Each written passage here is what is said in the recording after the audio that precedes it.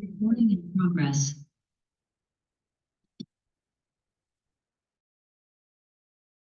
Thank you. Okay, welcome all. This is the July Ed Services Committee meeting.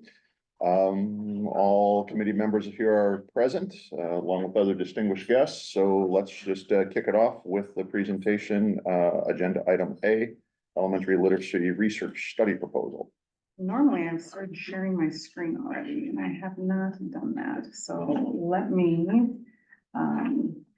arrange that.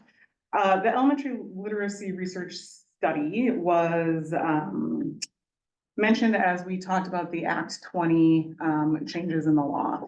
So we are pulling together a team. You can see we don't have every specific person named, but we're going to be working this summer with the elementary principals to determine who will be attending the meetings as it relates to selecting and reviewing our current curriculum and potentially selecting a new reading curriculum. I will tell you that our elementary teachers have already started engaging in their Act 20 training. And I'm grateful because I attended the first part of the face-to-face portion of it, and our coaches are asking our staff to take the learning that they've done and think about our current curriculum and what our strengths and weaknesses are with our current curriculum with the learning that they're doing. So I think it further reinforces our approach of wanting to make sure our teachers had the training before we embarked on a new review of curriculum. Our intent is to take a look at the materials that have been selected by the state of Wisconsin. There are 4 sets of materials that were approved for up to 50% reimbursement by the legislature. DPI also selected some additional materials, and so we will talk as a team as to whether or not we'll expand our search into those additional materials or not.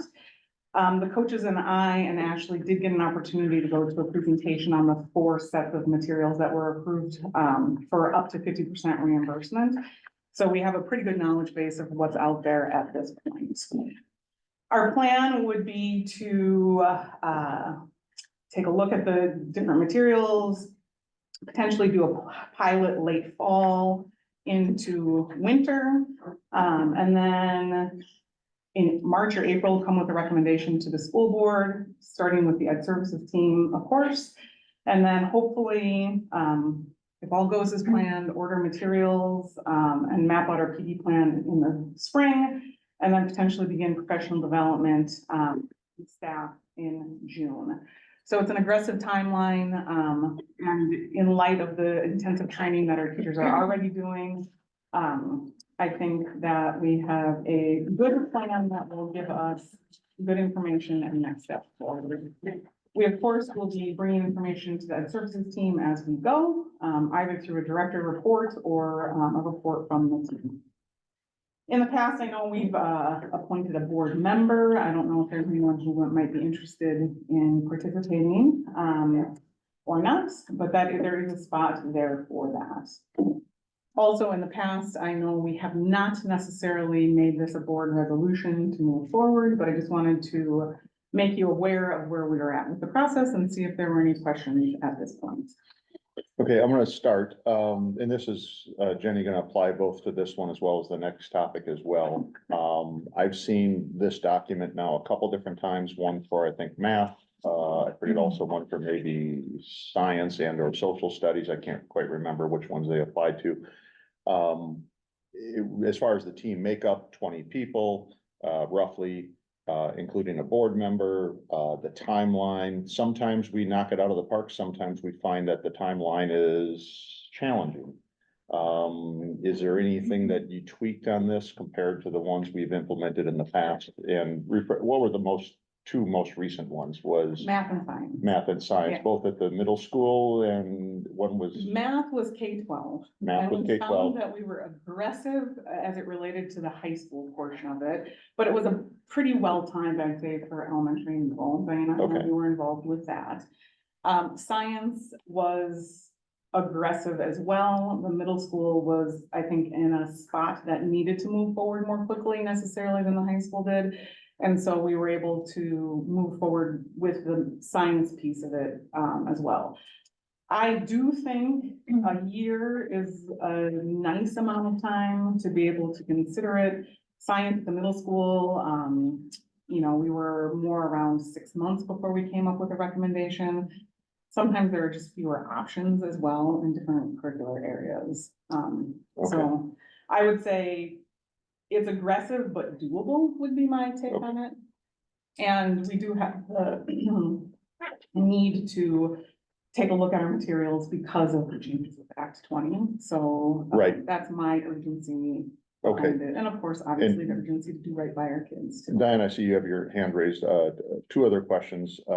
As far as the budget goes, or if we pick one that's both state and, or the legislatively approved as well as DPI approved, you get 50% reimbursement on the materials? They say up to Up to 50%, 50%. depending on how many districts put forth claims. Okay, and this is more of a question of, well, Mike's not here, but just for fiscal, I assume that we are gonna put something in the budget next year to purchase this material, and this goes, of course, for the second item as well, for the next item, for the same situation, but is there any budget concerns as far as going through this at this point and purchasing new items next year? So for social studies, we had those ESSER dollars that Okay. were sort of, putting off until next year. We had those in the budget. And I will work with Sarah Duncan about the cost of it as well. Curriculum for literacy can be kind of pricey, and so we'll work Right. through it. And it's hard to come up with an estimate of what you're going to need until you know what you want. And it's, so you're kind of walking this balancing line between like, what are your costs? What are your ongoing costs? That's something that Sarah Duncan and I have worked on as we set aside a curriculum and instruction budget. A lot of our Okay. materials have switched from one-time purchase the books to ongoing, software costs, if you will. Right, when does she need a placeholder for this? Dr. Berg, when she creates the, Okay, so we'll need to have a placeholder, so between now and October, the team should at least start getting a budget of what the options are, so that they can put a placeholder. It doesn't, you don't have to pick a curriculum, you just have to make sure you get a placeholder for something. Exactly. Okay. And then, last question, and, Ashley, this actually kind of goes, during your presentation at the last board meeting, I texted Jenny and I said, how does Act 20 affect English language learners as far as phonics? I'm trying to do Duolingo on my phone, and I can tell you, my phonics suck, okay? If everybody's supposed to learn phonetically, how does Act 20, and Jenny said, yeah, that's got a lot of people scratching their heads. I think as her response, I didn't want to slow down the board meeting for that question, but since you're here and we're talking Act 20 and Jenny's here as well, how, is there clear guidance from anybody on how Act 20 applies to non-English language learners? No, there really isn't. A bunch of districts in the state have kind of formed a group, and we've been meeting every other month or so to talk about how districts are going to be tackling this. Specifically with what things look like within a dual language program, and how do you allot time for both phonics programs, if you will, and also then with screening children, making sure that even though they might be flagged as at risk in English, it might just be because they're learning that language. And so we're not the only ones kind of grappling with this. Now Tanya from DPI is joining our meetings as well, just to provide us with a little more guidance, but it still isn't very clear as to what that will look like, or, Okay. yeah. Okay, so that's the answer that Jenny gave me via text. I just wanted you to Just say it. making sure I was Yeah, right. say it aloud too. And I was checking to make sure she was accurate, in case anything changed in the last 3 weeks. Okay, Diana? I have three. First of all, timeline. I've never done a pilot that's taken more than a year, so I don't see this as totally aggressive. It's just, you have to keep doing, you've got to stay on it. So just to ease board members' minds that, some of them have taken longer than others, I think that is very doable. Secondly, if you need a board member and no one else volunteers, I will be voluntold. I would volunteer for that if nobody else wants that. And then third, I'm just gonna throw it out there. I'm concerned about timing. We have new math curriculum that we'll be adopting. We have new science curriculum that we'll be working on. We're now looking at social studies. We're looking at reading. Not only for the kids, but for the teachers too. Is this within our bandwidth? I understand this with Act 20, but maybe something else. I'm not saying we have to put it aside, but we really need to be cognizant of what we're asking our teachers, what we're asking our families, what holes and gaps we're creating in doing this, because when you pilot, it's not cohesive as you do as best as you can. What about our special ed kids, our ELL kids? There's so many other facets there. We have so many moving pieces right now. I'm concerned as a parent, I'm concerned as a board member, I'm concerned for the teachers, I'm concerned for the students. Just, I don't know where that goes, but I'm just throwing it out there that there was a major neon sign that came up and said, whoa. I would 100% agree with you, Diana, and that is something that we are trying to be cognizant of for our teachers.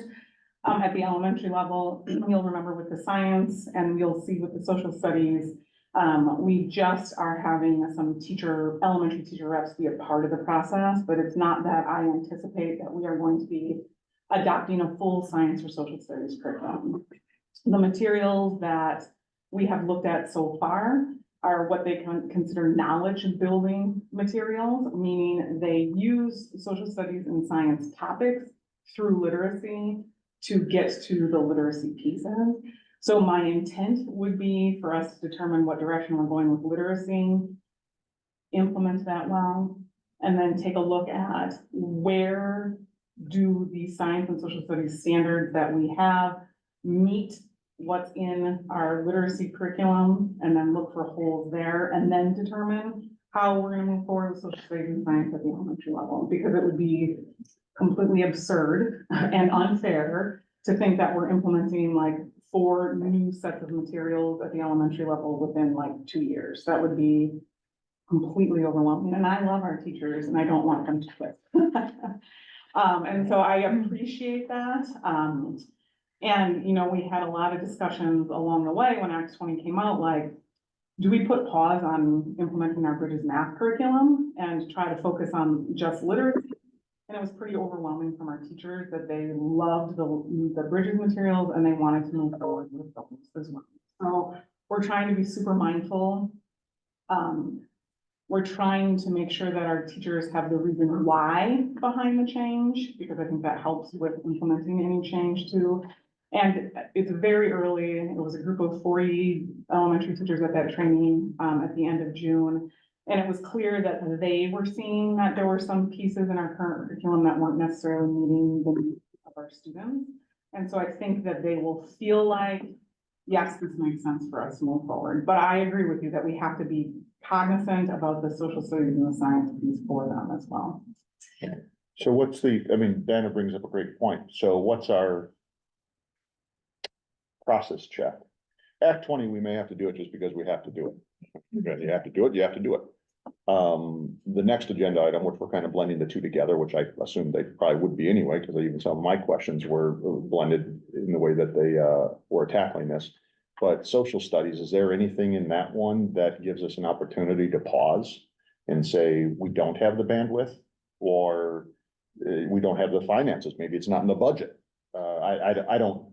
I don't know. I mean, I appreciate the fact that we want to be, I don't want to say pushing the needle on being current with our curriculum, but as Diana perfectly articulated, how much is overwhelming for the teachers to learn this, especially the ones in the K-5 who have to teach multiple subjects. Maybe it's not too difficult at the high school or middle school where they just a math teacher or just a social studies teacher, but how is the central office going to gauge that? Is it going to be this team that's going to look at that? Or is that going to be, Jared, you're going to talk to your staff and your staff is going to talk to their staff and their staff is going to say, listen, that's as fast as we can go.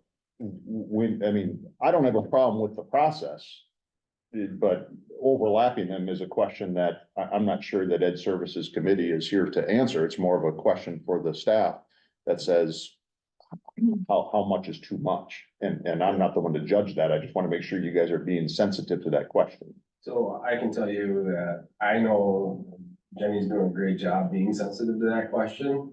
And when she speaks to that, we should lean into what her needs are, Okay, right? And as far as budget goes, for those identified changes that we're making, we have already put some key budgetary Okay. places in hold. And I want to remind you that the ESSER dollars that we had earmarked, we used other supported dollars that supported purchases. And then we're earmarking that, and you will see the finance office come to you and say, we want to make sure this is earmarked for these things. okay, And we're gonna assign those in fund balance. So that way, there's no question as to the future use of that money.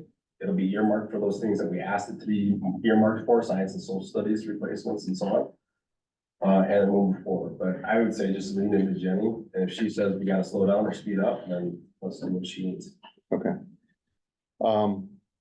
So, and certainly the floor is still open for additional questions. Do we want to hear about the social studies research study proposal? Or are there board members who want to specifically talk about literacy? Or is there a benefit to talk about both of them in conjunction? We've already done that a little bit. But I assume that what you're going to tell me on the next slide is going to be more or less what you already told me on the first slide, or the first topic. But, so go ahead, Jenny, if there's additional items on item number B. And board members present, we can circle back and talk more about A again, if need be, or we can talk about A and B together. So. go Yeah, ahead. the only comments that I'll make about social studies is it does say K-12, but you'll note that I've made a point of saying we'll just probably have one elementary or two elementary reps on who will most likely not attend all of the meetings. To Diana's point of I can't overwhelm them, and we did something similar when we talked about science as well. Because we can't overwhelm them. Now, middle school and high school is a little different because as you said, they're just social studies teachers. I don't mean it that way. That's what I said. It didn't sound right when I said it either, but I did say that. They focus Yeah. on that area and that area alone. How about that? And I think it'll be important for us to take a look at where we're at and if there are changes we might need to make sure that we're hitting all of the standards in the state requirements. So this one is really focused 6-12. And as Jared mentioned, we did set aside those curriculum or those ESSER dollars for this purpose to make any updates or not. So I appreciate the concern. I echo the concern. And I think we're doing our best to try to balance that as well. Okay. As far as, well, first of all, any additional discussion on topics A and B? Questions from anybody in the room on board David, members? you didn't wanna come sit right. You can sit. There is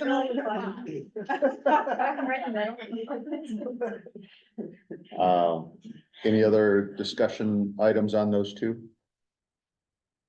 Okay, then, one last, part of business on that, precedents. I'm trying to remember if we did have resolutions when we kicked off, curriculum reviews.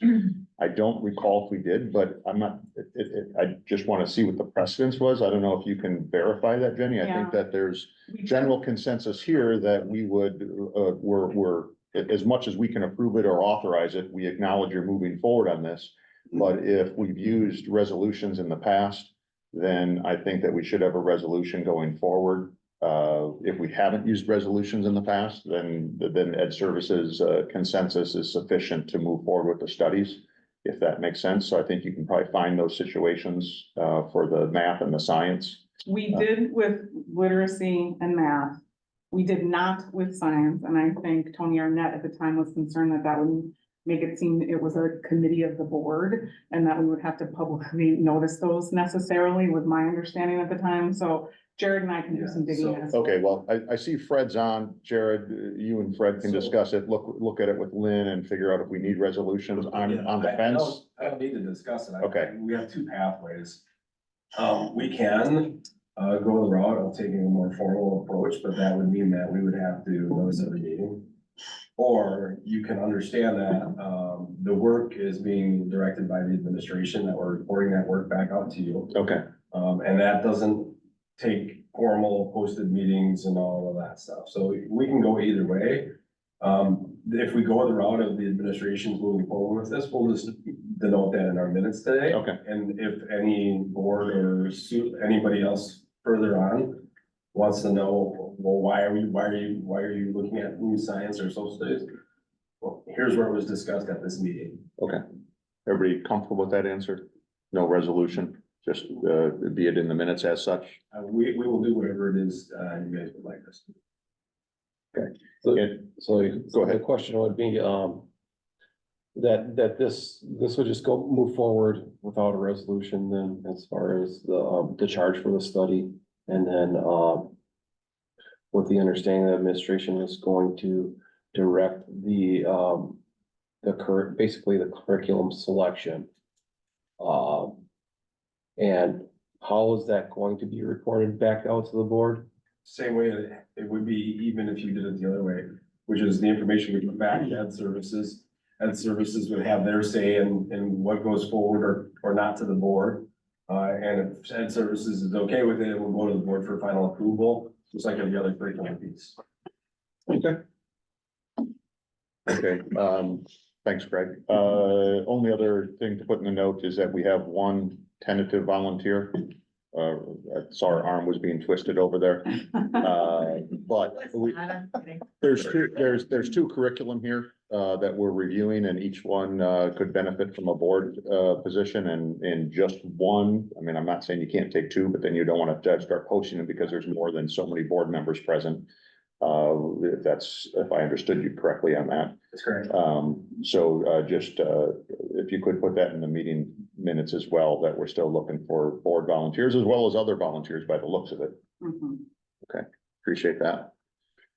All right. Okay, anything else on item A and B? Okay, very good. Item C is the English Learner Handbook and the WHS course review.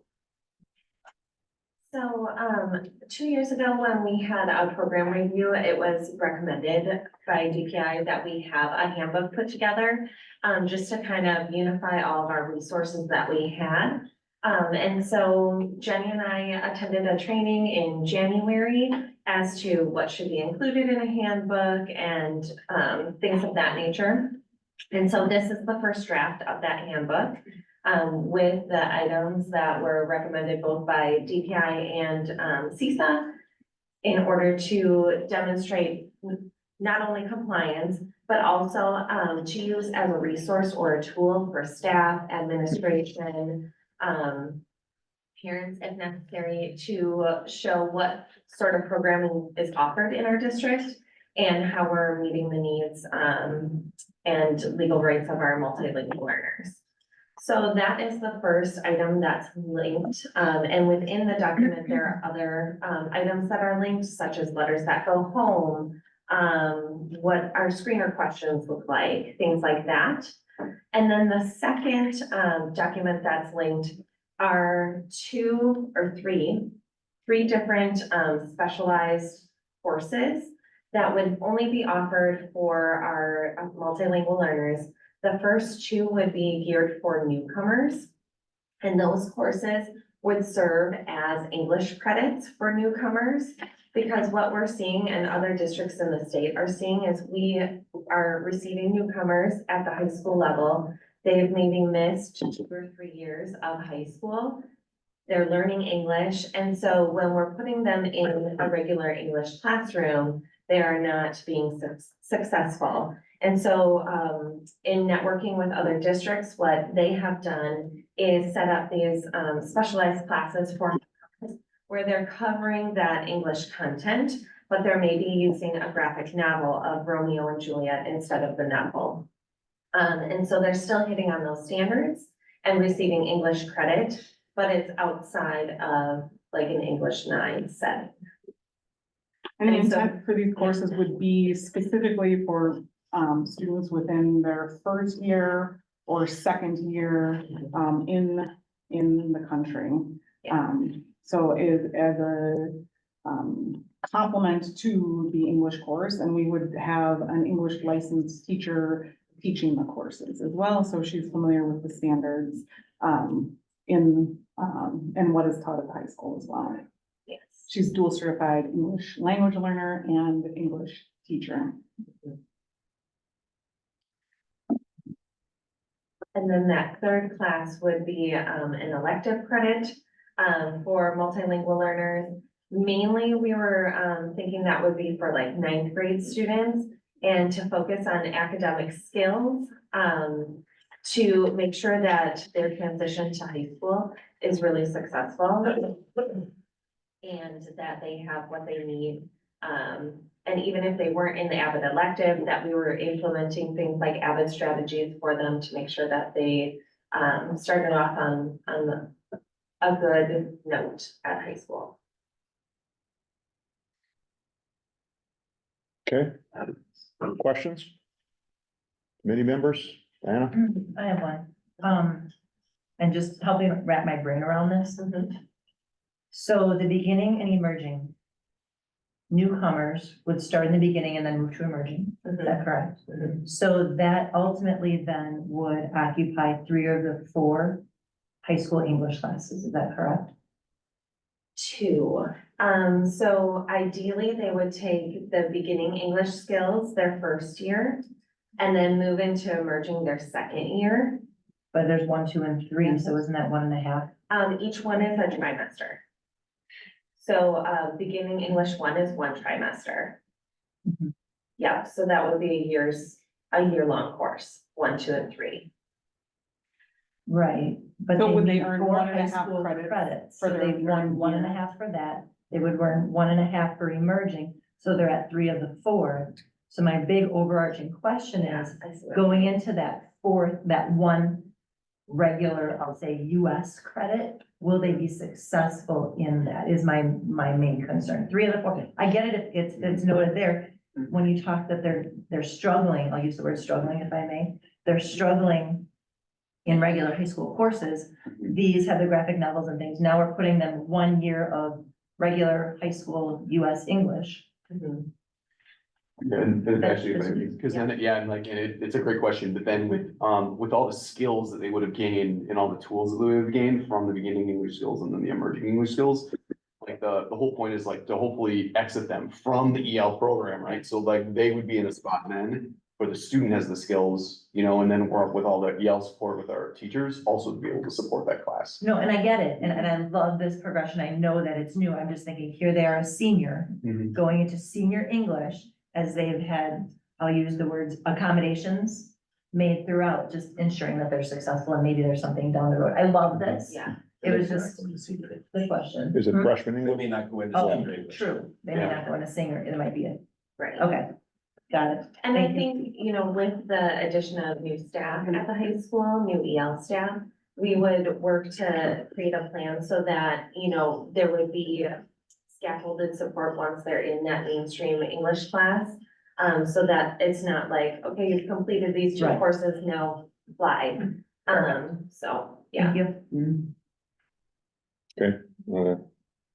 Lori, Sam, any questions? Can you just, when it says teacher recommendation, Mhm. is that aligned with the already other services? I don't know what you would call it when you guys, Yeah, you know. so that, I think we have that because it wouldn't be open to anybody to just select that course. Okay. It would just be, we know these 5 students are newcomers, and so we're recommending that this course would be a good fit for that. I think that's where I was confused, because if they're a newcomer, how would a teacher be, you know what I'm saying? Mhm. So, okay, makes sense.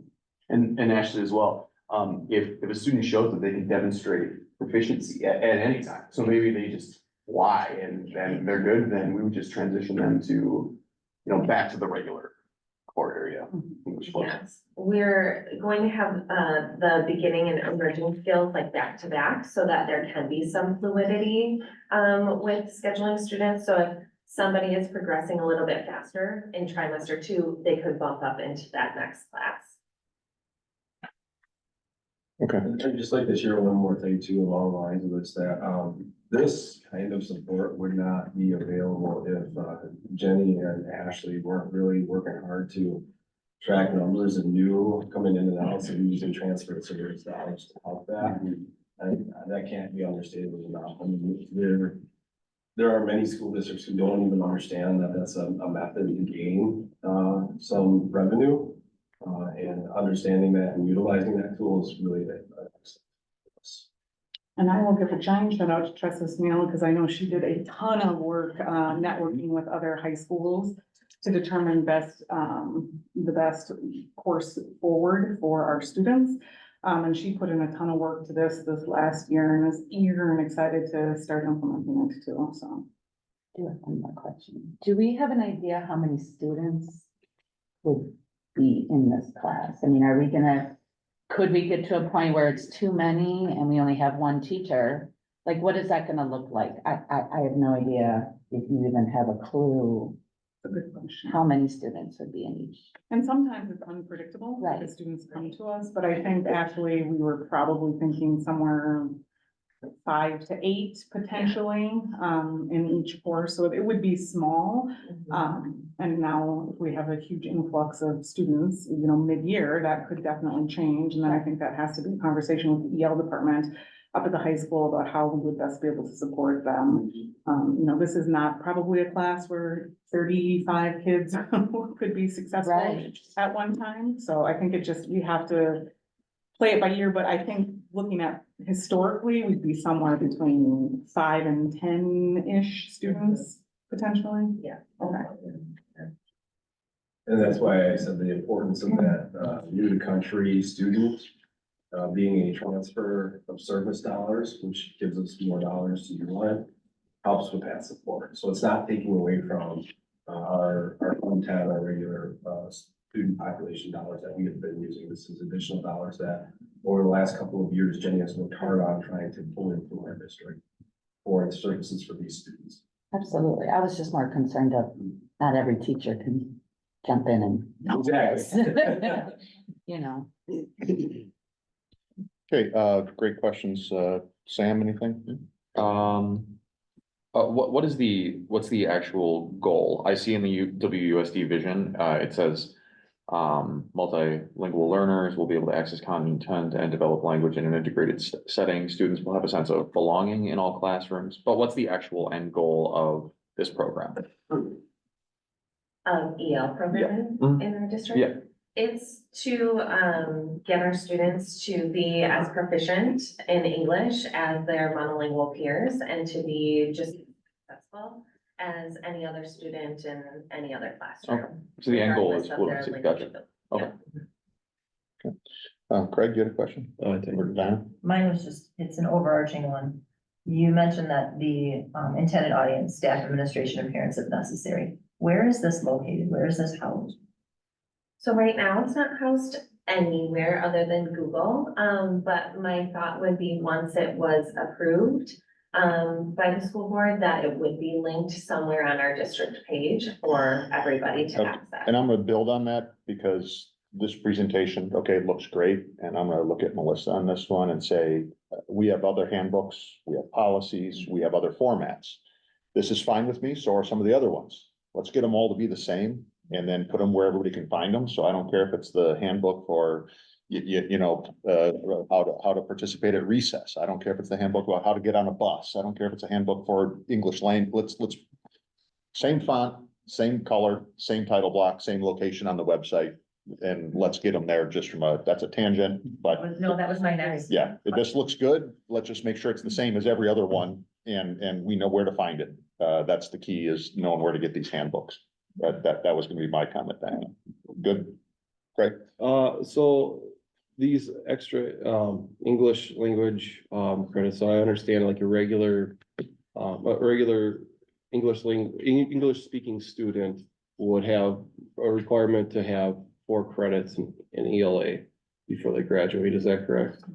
So is this taking some of those credits and just saying, well, in lieu of that requirement, we have this requirement?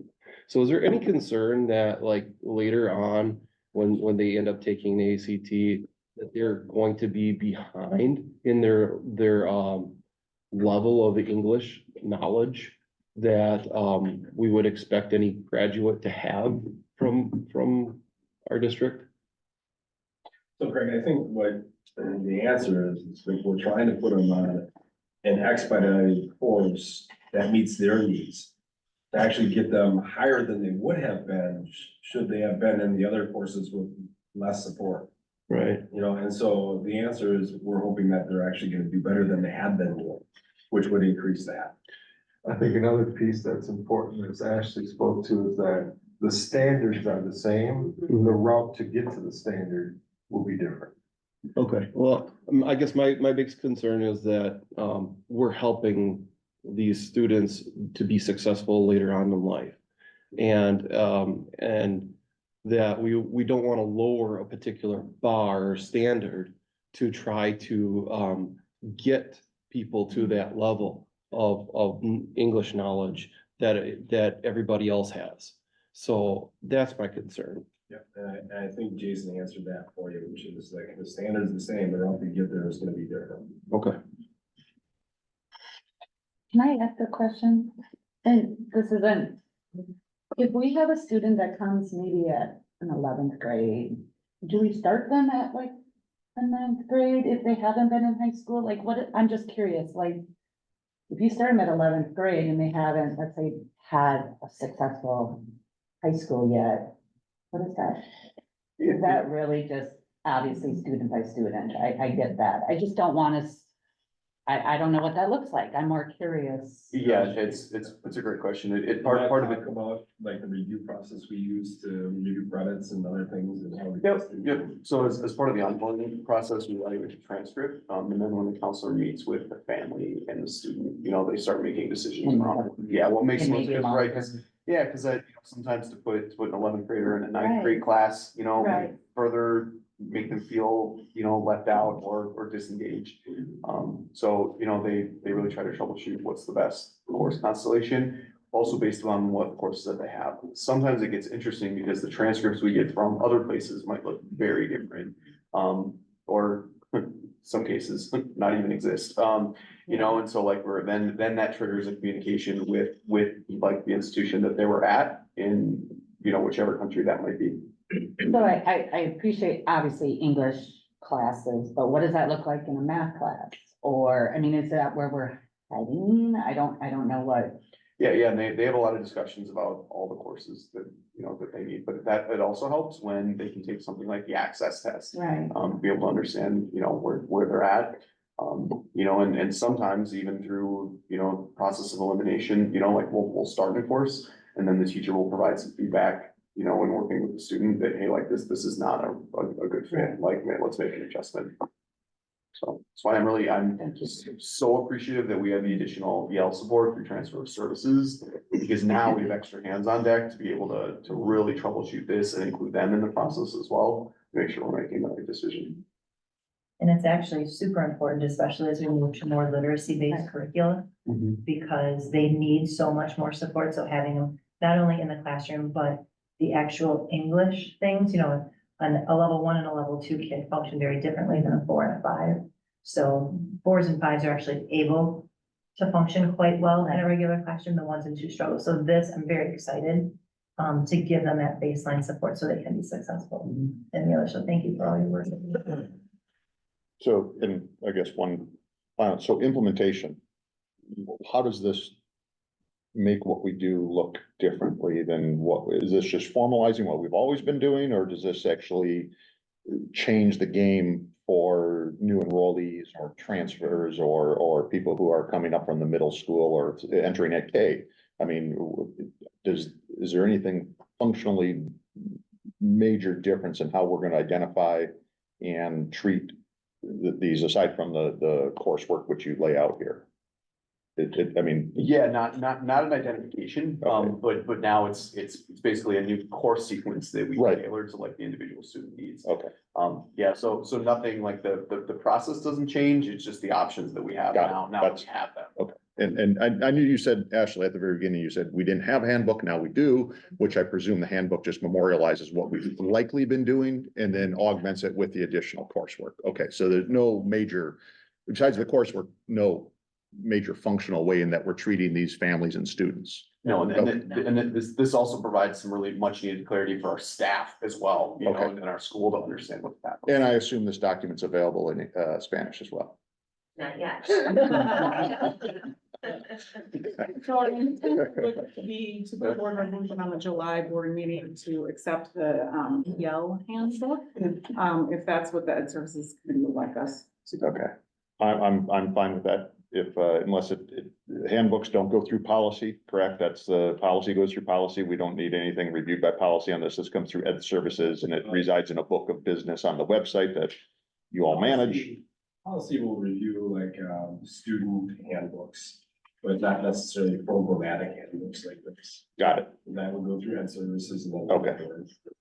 Can I ask one other question? Because I've asked it multiple times and I don't think I've asked the right people. Do we typically review handbooks at this committee? You know, whether it be the advanced learner handbook or Yeah, if they're middle, you programmatic know, handbooks. whatever, like the middle school or the high school, you know, those. Is that something Yeah, that we're all typically kind comes of here? like, Is do that we, something don't we? that doesn't? I don't know. I just curious. It's not specifically our charge, and even when I had this one in the 22 pages that it was, I wasn't about to read through every single line of it. Right. But policy, we do. We will read through an entire policy. Handbooks, I don't. So, Do we approve handbooks? well, Jenny says we're going to. Okay. So this is gonna DPI get- does this is- request that we run this through Yeah. the school board, and so we figured Ed Services was the one that makes the most sense. Right. Yes. Just this one or all handbooks? Any handbook related to Ed Service or education. Education, Yeah, okay. education. Any Sorry, I just wanted to be sure. programmatic- Programmatic. Any Okay. programmatic. If it is, like, a student, handbook that outlines like, code of conduct, those kinds of things, that would be through policy. Okay, That would go through a policy route, but if it's like, programmatic events or the advanced learner handbook or those kind of things, it would come through. okay. We do intend to bring the advanced learner handbook here next month, so There you good. go. So Foreshadowing. get some practice. Okay, so a resolution will appear. Any additional discussion on this topic before we move on to the next one? Is there a resolution also for just the 2 additional classes? Yeah. Don't we have to approve? We do have to add the course book, but that may come up at a different time. Cause we approve course additions when we have the full docket of what it entails Right, inside the that's what I was course. gonna ask. Yeah, so that may be a separate, that's a good question, Lori, and it may be a separate resolution, because this is just the course, this is the handbook. That would be the resolution, unless you have the paperwork to go along with it. I just assume that the coursework be introduced at the next Ed Services. And or lumped in with any other course changes you're making, Josh? In this situation, because it is a teacher recommended course and it's not available to any student in the past, we have not run that through the course proposal process like we do with the full course proposal process that we have done. So it would be our intent to move forward with these, given the fact that we discussed here and Okay. the team was positive. And I'm okay with that, just make sure that the resolution specifically states that there is additional, that the additional courses, so you're not just approving the handbook, but you're also approving the additional courses that complement that handbook. That way it's all captured in the resolution.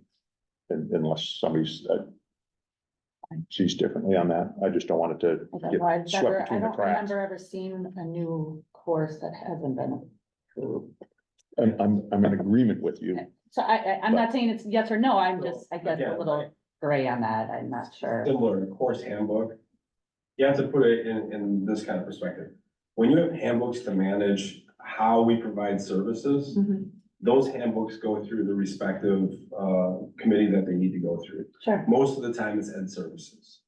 If you have a handbook that manages people and how they react to and work within policy, those go through policy. no, I'm more. You're talking about the discussing just coursework. The courses, it's a new course that we're offering, Sure. a teacher is teaching, Yeah. I'm not sure how we don't have to have a board approval on that. It's a valid question. I don't know. I understand that the financial isn't coming out of our rate, I understand all that, but I guess I'm just not sure, I just wanna be sure, maybe that's No, something and Yeah. we need. Both the handbook and the courses should go through approval of the board. well, Okay, then we need the documents that have the coursework how it adds, what does it replace, how does it complement, I mean, it's a page and a half document that associates with all three of these, just like when we added welding 2, or, you know, any of the other courses that we've changed. So is that something, I'm just trying to be honoring time, being that we're already in the middle of July. Is that something that we see a large portion of what would be on that form described here? Are we okay if that form just gets filled out and be brought to the board meeting? We certainly can do that. We've done that with certain policies. We've done that with some HR resolutions with an asterisk next to it, because we're filled in on the hirings, the terminations and the firings, and then we always know that there's gonna be a 1-week gap between what HR approves and what ultimately gets presented to the board. So if those documents can be put together within the next 10 days, Ashley or Josh, then I think that we'd be okay with that. Well, and I think for transparency, if there's any cost. Right, For anybody that wants to see, yeah, you know, typically a new course that has a cost. Yeah. You know what I mean? So we don't wanna cause any Okay, then- assumptions But that if we're, we know we're going this route, Right. otherwise we approve it at the August board meeting, Yeah. but registration is already occurring and, you know, it right, just gets really. Can we- muddy. can we have that in 2 resolutions, Jenny? Sure. One for the handbook Resolution. and then one for the course book, Ashley and Josh would. A lot of students reading through this year. Yeah, and in past practice, my understanding from Josh was that any course that wasn't just open to every student, we have not necessarily run through the course proposal process, and that's why we did not do that in this case. This wouldn't be open to just any student. This would only be like by teacher recommendation as a part of a student's individualized English language learner plan. And so that's why we talked about whether or not we should go through that process, but that has been the past practice. And if we want to change that, that's fine. We can get that taken care of. no Yeah, problem, I but- guess I'm not familiar with that practice. I was under the assumption that all coursework had to go Independent through. Studies, they all go through board approval, all that. Good point. Those Okay. are worked out at the building level. That's true. Okay, so, With administrative approval. Right. So, okay, so committee and other board members, you wanna see this course paperwork put for the full board? Yeah, I mean, I think that, you know, there's a fine line of between where it's an independent study and then where it becomes kind of a more of a programmatic change that we're making, and this clearly appears as though that it's, this is it. So, yeah, I would support And that. that's what I suggested. Okay, so how about two resolutions, one for the handbook, one for the course paperwork, and we'll assume that the course paperwork looks good without review today. Mhm. But then, of course, there could be discussion and no vote come the, whatever, the 18th or the whatever date that is, 22nd. Thank you. Yeah, if it comes back with $1 million. Yeah. Price tag. Yeah, You're gonna say no. Can I ask one more overarching handbook type question? So we've got new handbook and we've got the yellow. Advanced learner, I'm gonna say that one's basically new because what's been done to it, total overhaul. But other handbooks, and I understand the difference between programs and policy and things like that. Yeah. So is this on a cycle of some sort where, you know, revisions go through process and things do we, you know, we're starting structures. And we're looking at curriculum structures and things like that. Is this even a need? Is it something that gets done where handbooks go through every 2 years? There's a revision process. I've been noticing that there have been things that haven't been touched for 5 years, 7 years, 10 years. Do we have, or do we need to get some kind of process in place for handbooks as well? I'm only focusing on handbooks right now. We're going to start with, we have to get things in place that have. Then we'll get on a track of putting them on. But then they will eventually come through revision and things that way. Okay, I wasn't expecting a plan right now, just, it's a big The plan is, process, we've got to get things in place. and then, okay, thank you. This is ancillary, but do we have any dual language speaking volunteers? And are we recruiting any? Not that I'm aware of, no. Other than our bilingual paraprofessionals, they would be the only ones, who are working with students who are bilingual. Yeah. Okay, very good. Next topic.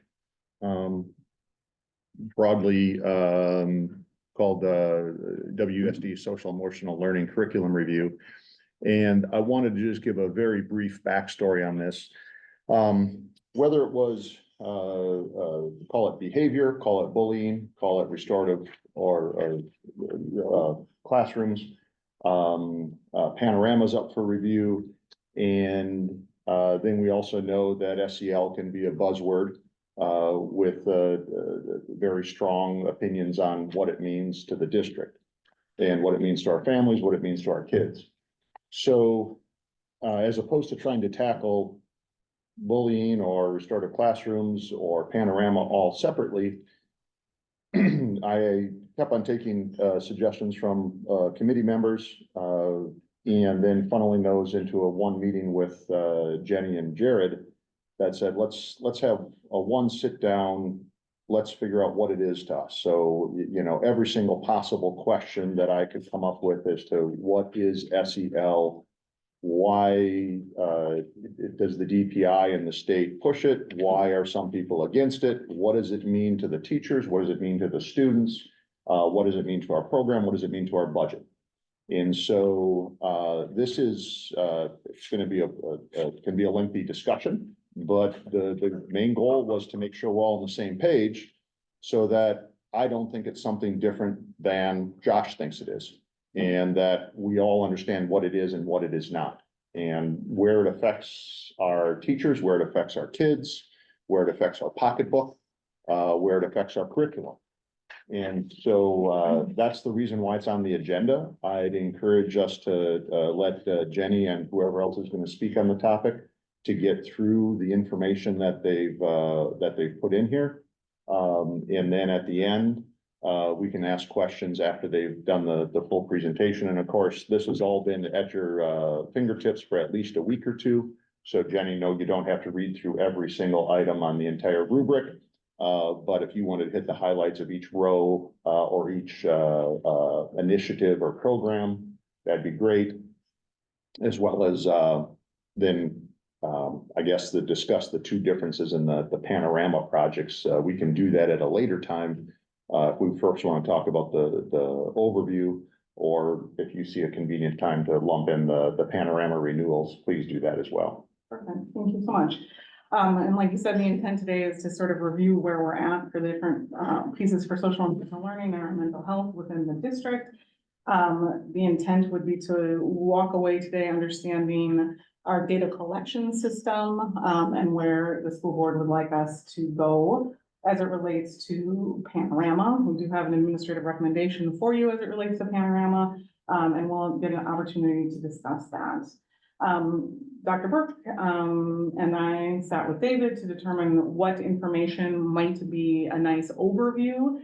We were sort of using the idea, to be clear, I intended this to print on 11x17 paperwork, so I apologize if yours printed like mine, because I need my glasses and I don't have them. So just an intent to do a quick overview. What is the programming? What levels are we using it at?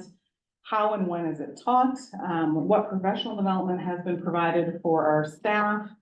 And what additional funding sources have we used to support that? And then what data sources are we currently using to evaluate the effectiveness of it?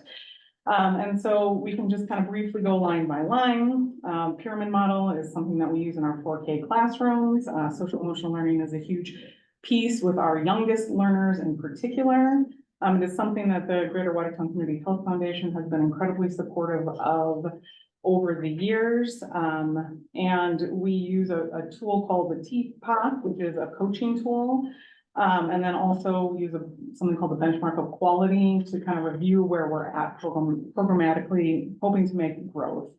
I have shared with the board on several occasions how we're using that and why we're using that. And our teachers are working in conjunction with families to implement that both in school and at home. I think that's a big piece of our 4K program, is ensuring that we have the pieces at home. Jenny, I'm gonna just stop you briefly, and I just wanted to, if you could, just read the first paragraph for what SEL is, or if you want my glasses. Yeah. Did you see that? Yeah. Uh, I did see that, yeah, your arms aren't long enough, yeah. I have to admit that I'm at that age now. I just wanna, I mean, yes, it's appropriate that we go through the grid that you put together. Sure. I just wanna make sure that we're setting a baseline for what SEL is, and I think you did a good job, and I just wanna read it for those who may not be looking at it at home or online. Yep. So if you could, just go ahead and read that first paragraph, I appreciate it. So Wisconsin DPI defines social and emotional learning as the process through which children and adults acquire and effectively apply the knowledge, attitudes, and skills necessary to understand and manage emotions, set and achieve positive goals, feel and show empathy for each other, establish and maintain positive relationship, and make responsible decisions. And so the idea is, and I probably should have started here, is ensuring that our students have the skills to be successful within managing their own emotions and working with others. Goal setting are some of the pieces that we work on throughout our 4K through 12 programming when it comes to social emotional learning. You'll note that there is a lot of repetition of the skills in the different programs over the years. And I, make a comparison to math. So when you think about like multiplication and how you're talking about groups in kindergarten, all the way through applications of that through calculus, the same type of thing is happening with our social emotional learning, talking about it in very basic ways with our youngest learners and increasing the complexity as students get older. And I tried to put this in as group it as age level as possible, but then I realized that we have PlayWorks at the end, which is an elementary piece as well. So I may skip to that one at the end. Sure. Second step is a program that we are using in our elementary classrooms. There's the digital curriculum that our classroom teachers are using. There's a bullying prevention unit that our student services staff is teaching in the classrooms, and then there's a protective behavior unit that is being taught by our student services staff as well. You can see how many lessons are taught at each grade level. We did do a pretty intensive training in August of 2023 on the new digital curriculum. I believe Emily was pretty involved with that, as well as Chris Wettig, our social worker. We have used, again, Greater Watertown Community Health Foundation funding, as well as a DPI grant that we got that was board approved. And we track that with office discipline referrals, the Panorama survey, and then the student experience survey. Also at the elementary level, we're using a program called Responsive Classrooms. Responsive Classroom is integrated in the K-5 settings. You'll notice that most of our K-5 classrooms, all of our K-5 classrooms have time for what's called a morning meeting. The staff completed a very intensive training during the 21-22 school year. And then we had 25 elementary staff that did more advanced training with that, and then do the new staff orientation in summer of 23. Again, funding sources included, and I should say additional funding sources included the Greater Watertown Community Health Foundation and then the school-based mental health grant through DPI. And you can see our data sources there. We'll flip to the next page. Wait, I'll scroll to the next page. I'll jump to the bottom. PlayWorks is a program that was also funded through the Greater Watertown Community Health Foundation. You can see school PTOs are supporting as well. And it is a program through which like recess is structured so that kids have an opportunity to participate in active play. And then there's also leadership opportunities through the junior coach program. We had not only the training for teachers, but we did have coaching through PlayWorks, and that was paid for by the Greater Watertown Community Health Foundation, and we have been supported by them for several years with this program as well. If we flip to the top of that page, Restorative Practices is more of a middle school and high school program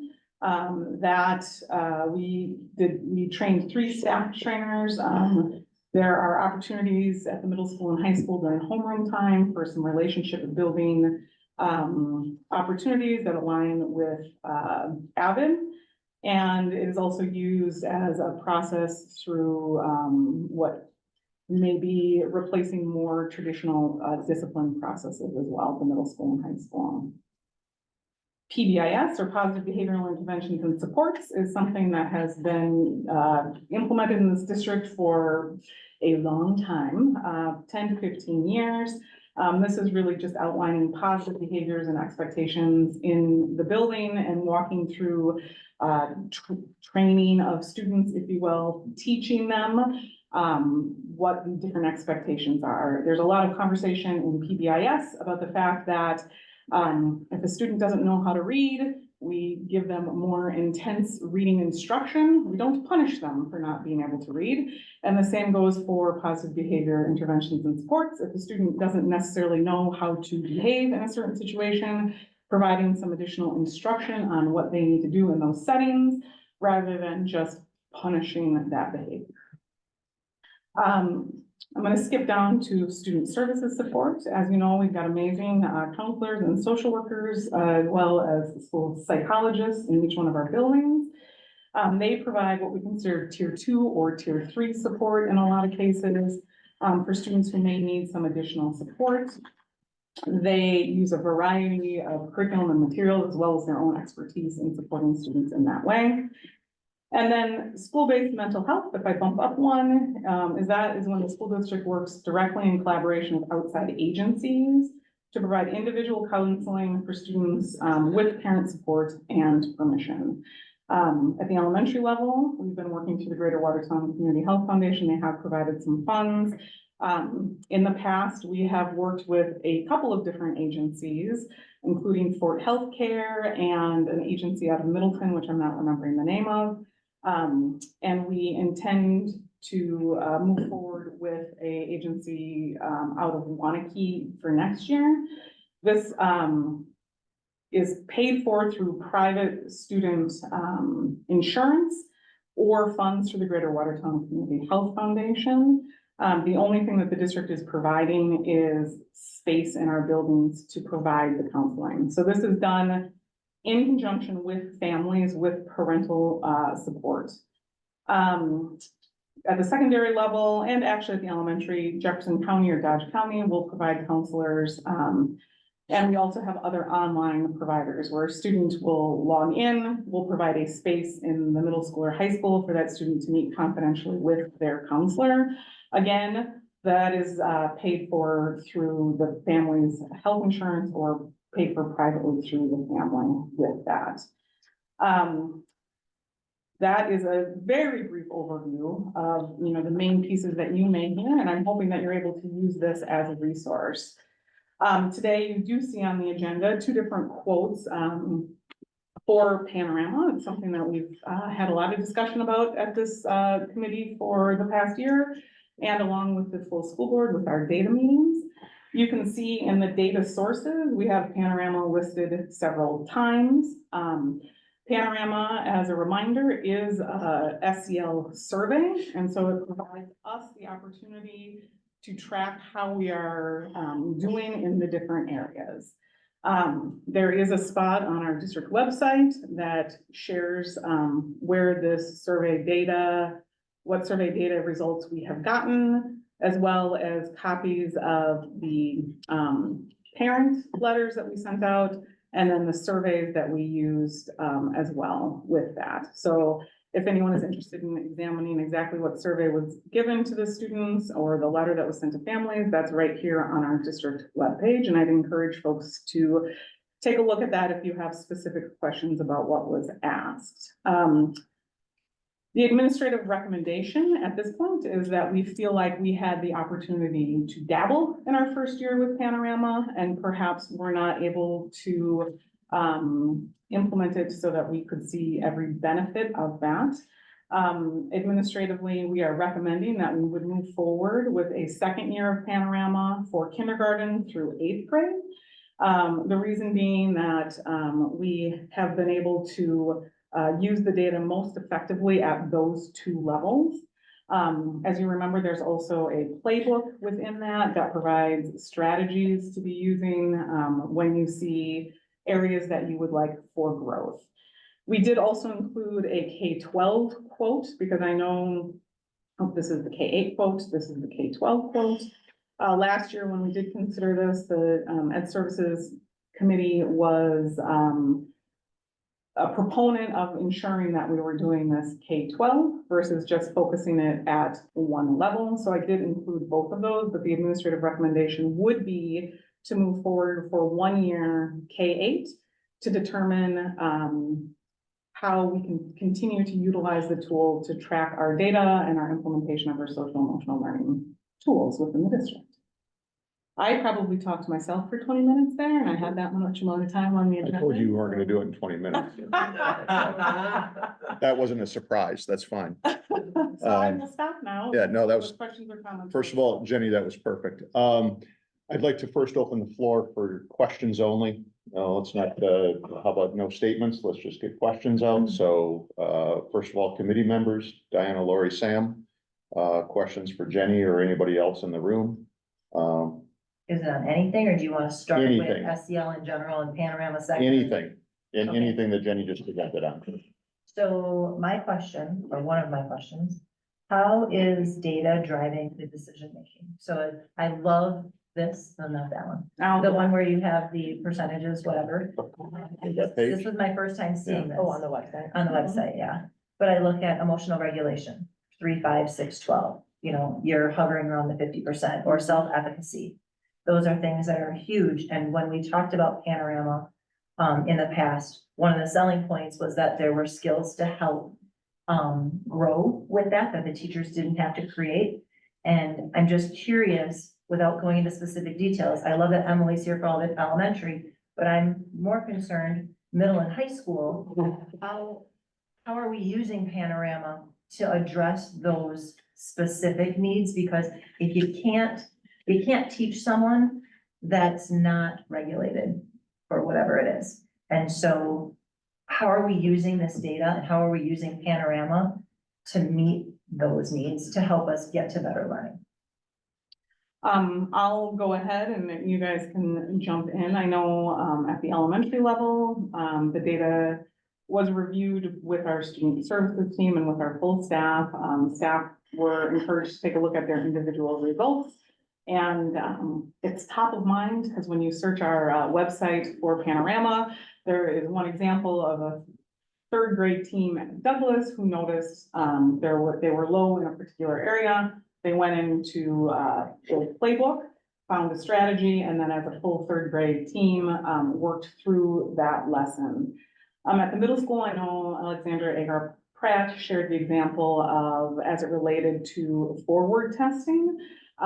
They, I believe, looked at the self-efficacy results and students who scored low in self-efficacy. They matched their who they took their forward exam with a teacher that they had a good relationship with. So someone who felt that they could encourage them to do their very best on that forward exam. I believe that the conversation at the high school is a bit more challenging when our teachers are seeing dozens and dozens and dozens of students throughout the day. I believe that there were teachers, individual teachers at the high school level who had the opportunity to look at the data and use strategies from the playbook based on the classes that they saw. But it was a larger challenge at the high school because they see so many students throughout the day, as well as the fact that they change students at the trimester, so 3 times throughout the year. And so that is why the administrative recommendation is that we move forward K-8 to continue to explore and then find something that potentially would be a better fit at the high school level. Is Alexandria Ecker, isn't she in the STEM program? Yes. So can you give me a middle school example that's not specialized? And just as we look at Panorama being, you know, more secondary versus more elementary, you know, Yep. is it being utilized across or just, you know, I'm calling STEM more specialized because it's a smaller group, it's a different being. Yeah. I think But I believe Alex was on a committee, Yeah. a school-wide committee. Okay, Yeah, she was on Okay. like academic achievement, like at risk, all right, no, like that, thank you. yeah. So just not that it's just talking Right. within the STEM program, because it's a Yeah, it different was- looking beast. Yeah. Yeah. Thank you. Mhm. I have. And I know, like, Chris Malloy it's been really exciting having her in her role and just kind of having her kind of think through how we can bring in more of this data to our, like, working with our student services teams in our buildings, and, she's worked to connect the WISE local pieces, because, you know, it's nice to have one place to go dig into information. We have our student services team has some great, I think, thoughts about how we can work together to be proactive. Is this part of the data discussion? You know, you have data Yeah. meetings Yep, within we your have- PLCs, within your Wednesdays, within whatever. I'm Yeah. assuming, but I don't want to assume. Lori's This is next part of project. it. Yes, we did have specific data meetings about the panorama data and like youth and behavior referrals and things, so. Thank you. Okay, Lori? Okay, so you know I had a lot. Yes. So I tried to kind of put them in an order, so Fire I will away. just start. How long exactly, when did we start SEL in Watertown? Can I answer that a little bit? I mean, first of all, I know I wasn't here for the impetus of Right. this here, but I wanna give a broader context to that question instead of why SEL here. Is why SEL in schools is a bigger context. I'm more focused here. I understand, Our but I district. also wanna give a bigger context to what's happening and how schools are trying to respond. We know that there is some correlative data around things like, social media and the internet Mhm. and their uses that have brought kids out of where they were interacting more and more with each other to interacting more and more with screens or interacting with each other through screens, right? That has impacted a lot of social skills, and other self-regulation skills that has been unseen before in history. Mhm. And we're trying to figure out how, as educators, we can try to interact and try to get those skills to students that they normally would have learned with the interactions that they had that were normalized interactions, what I call normalized from before, right? So that's the why behind we're doing it, and I know that sometimes that why gets corrupted by some districts and other things, you know, some schools. What we're trying to do is we're trying to utilize the information to get at how can we give them the skills that they are lacking. You can see on the screen that there are certain things that, self-reportedly, right, they are doing. And I will say that Well, acting on a two-thirds. couple of points of data, right, I mean- are ridiculous, right? But trying to understand it, trying to get something that gives us data, and Panorama may not be the tool, right? Is what we're trying to do. We're trying to understand how they're missing this kind of information Mhm. and why that's leading to things like, you know, behavior that, is different and probably more dysregulated than we've seen in the past, right? And we're trying to come up with solutions to that. So that's the why of what we're doing. Mhm. Now, when that came into the school system, Right. it goes back to, like Jenny said, PBIS. PBIS started way back in, you know, the early 2000s within school districts. Because we thought it was just a behavior issue that we were dealing with and different new behaviors, but we now know more now that it wasn't just behaviors, that's what was manifesting, was the behavior, Mhm. right? Why the behavior was manifesting was a lack of skills that we weren't understanding that students were now missing out on, Mhm. right? And so over the past decade and a half, we've learned also what skills have been missing. And the, COVID response has highlighted, especially just like in reading and math, where we missed out or where we've been missing out over the last decade and a half. It certainly has helped us with the understanding of Act 20 and what we need to do with reading, right? Because it highlighted what we were missing, right? And so that is a flashlight onto the social skills, that students are missing, their self-regulation skills or executive functioning skills that have been missed. That's what we're trying to understand, Sure. okay? If you go back to like, how is that codified in our school district's board? I can go back to around 2018, and then 2021, where school board had not only talked about, but refined what it is we were looking to do. Right, and Jenny has some more of that information and documents, and she can go over that with you. But I just wanted to, again, start with the bigger. No, and I appreciate, I think all I'm trying to get to is like you said, what are we trying to get out of this? So if we don't have a plan or goals like we do with everything else in our district, then it's really just feel good. I'm just gonna say I'm not trying to get off, I know you just want us to ask questions, but that is why I'm asking the questions is, what are our goals? What are we doing with the information we're getting? I think like what Diana was asking.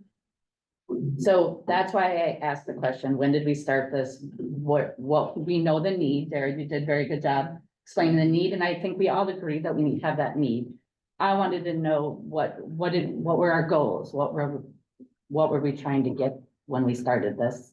Or do we need to reevaluate that? I guess that's the question I'm having. Fair question. And I think some school districts are not taking this kind of approach, right? They're using it for other means or other issues. And again, that's not where our direction. I'm not making any No, assumptions on any of but that. I mean, But it gives it's us to worry. Lori, it's a Sure. great question, and I'll say, Jenny, if you could. Yeah. I mean, Yeah. there being more of a historical reference, not to say you're here longer than Jared, but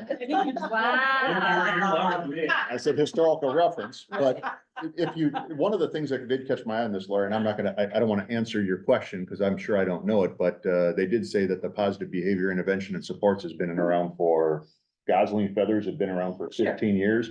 So it might have Before been, it was probably called.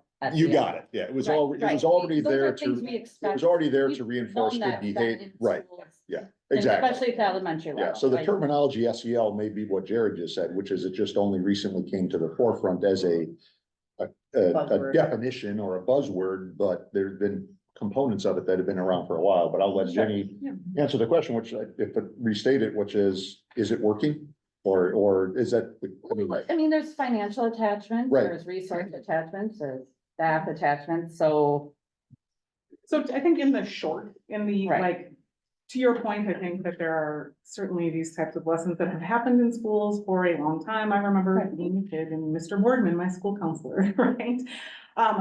In our school district's most recent history, I just kind of did a look back at some of our board meetings and notes because I remember those because I've been around for a while. In 2021, we did do with the school board a strategic planning work session.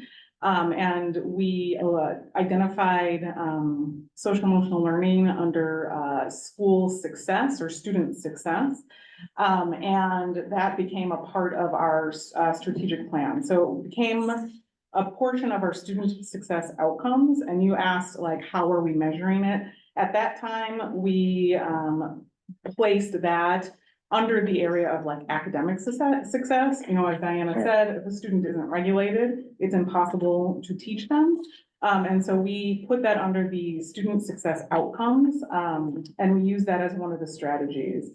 So right here from that October 25th, 2021 school board meeting, one of the strategies was to implement 2 fidelity responsive classroom at the elementary level and restorative practices at the secondary level in order to significantly improve all students' social emotional learning skills as well as positively impact academic outcome. And the work for this came from a full board meeting where it was administration with the school board. And then it was kind of kicked to a work session with the planning committee.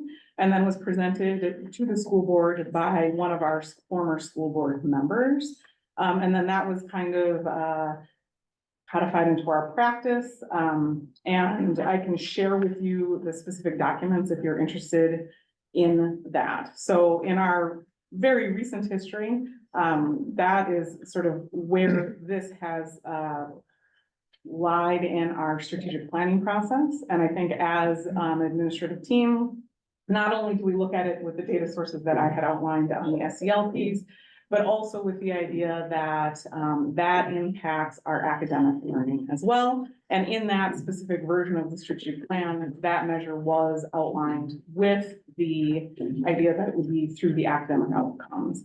I think more recently, we have wanted to look specifically at those skills to see how we can target them, and I think that's where something like Panorama came along, or where we're looking at things like office discipline referrals or different pieces of data as well. Jenny, can you take just 30 seconds? I used the word dysregulated, Jared used it twice, you used it once.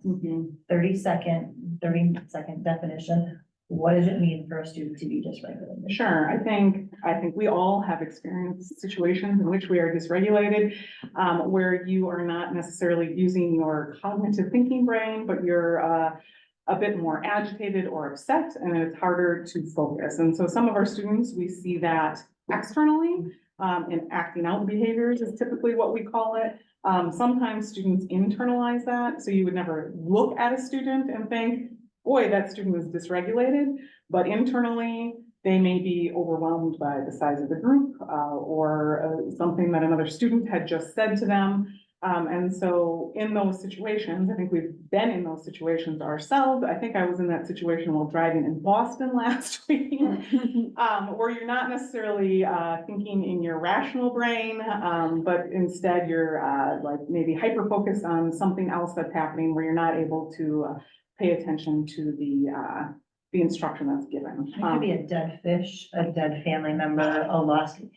Many of us have experienced it, it heightens more than others, so thank you for Yeah. that, 'cause I apologize, I No, used I that word appreciate it. and then Okay. we've used it more often. Yeah, I So, appreciate that. Lori, that was, and I'm gonna get through your entire list of questions, but to that first one, I do know that in, I'll say September of 21. I knew it was somewhere around there. I was just Yeah, curious. it was, I know that that's the first time I saw SEL as a acronym, as three words together, show up at a board meeting was in September of 21. Now, whether it took on different forms or different names prior to that, we Right. do know that the board and the administration worked together to put that into the quote unquote, the nascent strategic plan, or at Right. least an interim strategic plan around Right. September of 21. Thank you for that. I just couldn't, I Yeah. didn't want to go back and board docs. I tried, No, I tried myself. I was like, I'll just ask that. And I appreciate you sending your questions ahead of Yeah. time. That's Okay. very helpful. Fire away. Want me to Keep just keep going. Does anybody have any more questions on that? I'd say get through your list. Okay, Yeah. just jump in it. Yep, keep going. Well, I'm gonna kind of. So you said like goals were more academic. At that time, they were placed under the academic goals as a part of the strategic plan, but then using some of these data pieces as sort of like indicators towards that. Okay, so do we have any more current goals around SEL, or are we just, I mean, we're doing a lot of different things at the elementary and stuff, so I guess pertaining, like, what is our goal with Panoramic? Yep, and I think Panorama in and of itself is the SEL survey. And so using that data to drive some of the instruction in some of the other areas. So a goal around Panorama in and of itself, I don't think that we are quite there yet. As I said, I think our first year, we gave the first survey in November. So, we did not have a ton of time to work with the data. I also know, and I'm gonna piggyback on what you said, and Jason, if you have anything to add, Chris Malloy and Jason have been working very diligently on all of our data systems, including looking at tracking and how are we tracking things like behavior, and are we ensuring, like Sarah found in her people non-discrimination report, are we ensuring that we're reporting things the same across the district? And so it is definitely, and we will always be a work in progress, but it is definitely a work in progress as we are learning our systems and better refining our data pieces. So like I said previously, it was all based on the academic pieces, but I think we are, as an administrative team, trying to determine what are our best ways. Another great example is attendance, tracking attendance. That's a student engagement piece. If kids are not excited and not wanting to be at school, they're not attending school. So really trying to determine how can we use the data that we have in the best way to make the decisions for our students. I think specifically your question is around goals. And at this very moment in time, I think our district does not have goals. That would come from our strategic planning process. Right. So that's part of it. I would also just say that at a building level, we've asked our building leaders and their leadership teams to really identify 6 goals. We have 3 student-based goals, 1 in math, literacy, and student engagement.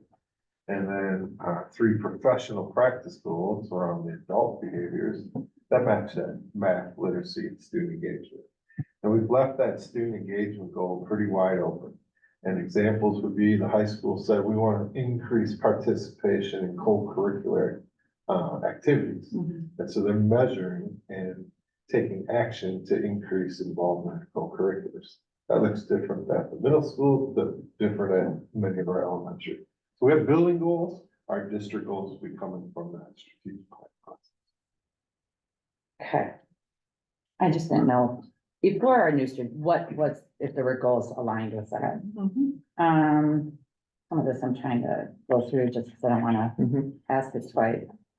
And if you want to take a pause, we take other questions. So I'm not saying you have to do every single one. I have a lot of Yeah, I know, I saw them. Go ahead, Sam. Go ahead. So, these surveys, I only received a sample, so I wasn't able to look at all of the questions. But are these surveys objective or are they subjective? So I know that it's labeled on here sample survey and it is marked sample. Those are the surveys that were given. So there is nothing that was given that's not right here on this website. So I know if I go ahead and click on it, it says like sample form. That's just how it spits out when we ask for it from Panorama. But these were the surveys that were given to our students. I believe, I guess I don't understand your question about are they subjective? The information that you're receiving from them, is it subjective information or objective information? Because, so to give you some context, when I read the surveys, what I'm seeing is the question is, how do you feel about this? What do you think about this? What's your estimation? Can we trust students to accurately gauge their own adequacy, their own feelings, the accuracy of the reality of the situation? Or are we receiving student subjective experiences that may or may not be accurate? The reason I'm concerned about that is because I think we all know how easy it is for data to become manipulated or for data to be skewed just by the personal inputs of the people who are providing the data. That's why they institute things like a double blind in a scientific process, right? It's because we don't want to skew data through the personal input of the participants. And my concern with not just Panorama, but all SEL surveys is that they're based on subjective, emotionally based self-evaluation. Thank you for the question. I think it's important that we point out that anytime we're looking at data, we try to, what we say is triangulate the data. So look at multiple data sources to paint the picture or help us make decisions about how our next steps are. And in many of the cases with the SEL data, you'll notice that there's more than one data source. So we're not just using one data source to be making those decisions. I think what Panorama is able to do for us is give us a student perspective, which would be one piece of the data picture that we're looking at. And what is the data that you're receiving from the student? You're receiving data on how they feel about the situation? Is that the data you're receiving? The data we're receiving is based off the surveys that we're, It's supposed to be a Likert scale, mostly on 1 to 5. yeah. I mean, it's And the student's answer is, it's how capable do you feel in your classes? I feel Yeah, 1 through 5, not yeah. capable at all. I feel somewhat capable. And so again, the reason I'm asking is because a student's feelings are not necessarily reflective of how capable they are in the class. It's only reflective of how they feel about their capability. How much belonging do you feel in your class? I don't feel very much belonging at all. A student could answer that way. But the reality is that the student may be completely welcome and it may be something that's completely separate from their circumstances and their environment. And my concern, again, with surveys like this is that they don't actually provide meaningful data. They provide extremely subjective data that grows out of far too many variables for the data to actually be useful outside of potential abuse. Not that that's what's going on, but I'm concerned about future abuse of data. Can I jump in, please? Yeah, please. I'm gonna speak on behalf of a teacher, and this information for me would have been valuable. I taught math at the middle school level, Mhm. and kids would come in, they hated math, or they did, and getting to know that piece. Where are their thoughts? Where are their feelings? What's that around? So I can wrap around that piece. I had kids go from D's and F's in math to A's and B's just because I got past, I helped them get past that hurdle of, I don't feel good about this. I don't feel good about myself. I don't like this. I still taught the curriculum. I taught 100% of the curriculum Mhm. at my grade level. But if I didn't address those needs, I mean, they got to 8th grade without having it addressed in many of their classes because math was their hangup. And then all of a sudden, and many of them came and told me that I didn't have a panorama survey. I made my own. Because if you don't have that emotional piece regulated or in check, their brain is off somewhere else. How do you get them totally focused? Now, I'm not saying all of these questions, I mean, I understand what you're getting at with that, but we also have to understand that if kids aren't, if we're not getting past the root cause of why they're not able to learn, not every kid has a learning disability. For some of them, I know that, oh man, you know, if you can't pay the rent, if we don't have food, if my mom just, you know, got laid off from her job, or my brother's homesick and how do I take care of them? If you don't address those needs within the classroom, the curriculum doesn't matter. Well, and again, Yeah. that really is, oh yeah, completely, and that's perfectly in keeping with the concerns that I'm raising here, because these surveys are not on a child by child basis, they're taken anonymously, they're They're collected. They're anonymous. Oh, these are not anonymous, No, okay, they okay, have gotcha, gotcha. access to that. Oh, That's okay, where they can then say within the classroom, okay, I have these kids that need this level of support at this. I Not suppose what every I'm speaking teacher to has is the the, ability to go and ask one-on-one, so this at least gives them a check-in, a Mhm. checkpoint that is more standardized. You know, you're not get, this is an emotional piece. so they take the surveys, and then you as a teacher you have the information about each individual child in your class, you have the information about how they I'm answered the directed available. that because I didn't Yeah, give you, this. you get the information about your class as a whole, so Your you can see trends. Okay. And also individual students, Okay. so Gotcha, gotcha. it's really interesting, and this talks about the triangulation too, because the student experience survey was similar, and so part of what we learned about how to dig into that to get to more useful information was to like ask the kids, okay, this is what our data showed. Like, okay, so this is whatever percentage of the kids, one of our bottom 3 was this, like, tell us more, what do you mean by that? Like, what do you, like, where is this happening, or how, what can we do together? And then helping them know, like, we're gonna work on this together so that they can like build their efficacy, you know, and their belief about themselves as a learner. So, Okay, and I'm just a brief process that touched the toe over the other side of the line from questions to statements, not yours, just the dialogue here. So I'm not trying to kibosh that. We're gonna set that up at the end. I wanted to make sure that once again, we're all on the same page, and it started off as a question, and I just want to make sure that we stick so that we're all on the same page, understanding what SEL is or what this program is. Mine is going to be in this entire rubric that you put together. When we talk about math curriculum, we talk about science, we talk about social studies, we try to have a continuum of curriculum from K through 12. And we approve it as curriculum K through 12. There is no one class you go to. You don't go to SEL 101. You don't go, you know, that we don't set aside a trimester for it. So I see it as underpinning or integrated into a lot of these other curriculum. From your perspective, the tools that we have, the programs that we have, do they marry? Do they fit up? Are they congruent? Are there gaps? Are there overlaps? Is there too many? Are there too few? Does everybody understand how they work together? Is there a rationalization of these programs that say, my screen went blank. I can't call one up off the top of my head, but you understand that there you had 10 of them listed, Jenny. And my question is the pyramid model independent, or should it be kept with second step?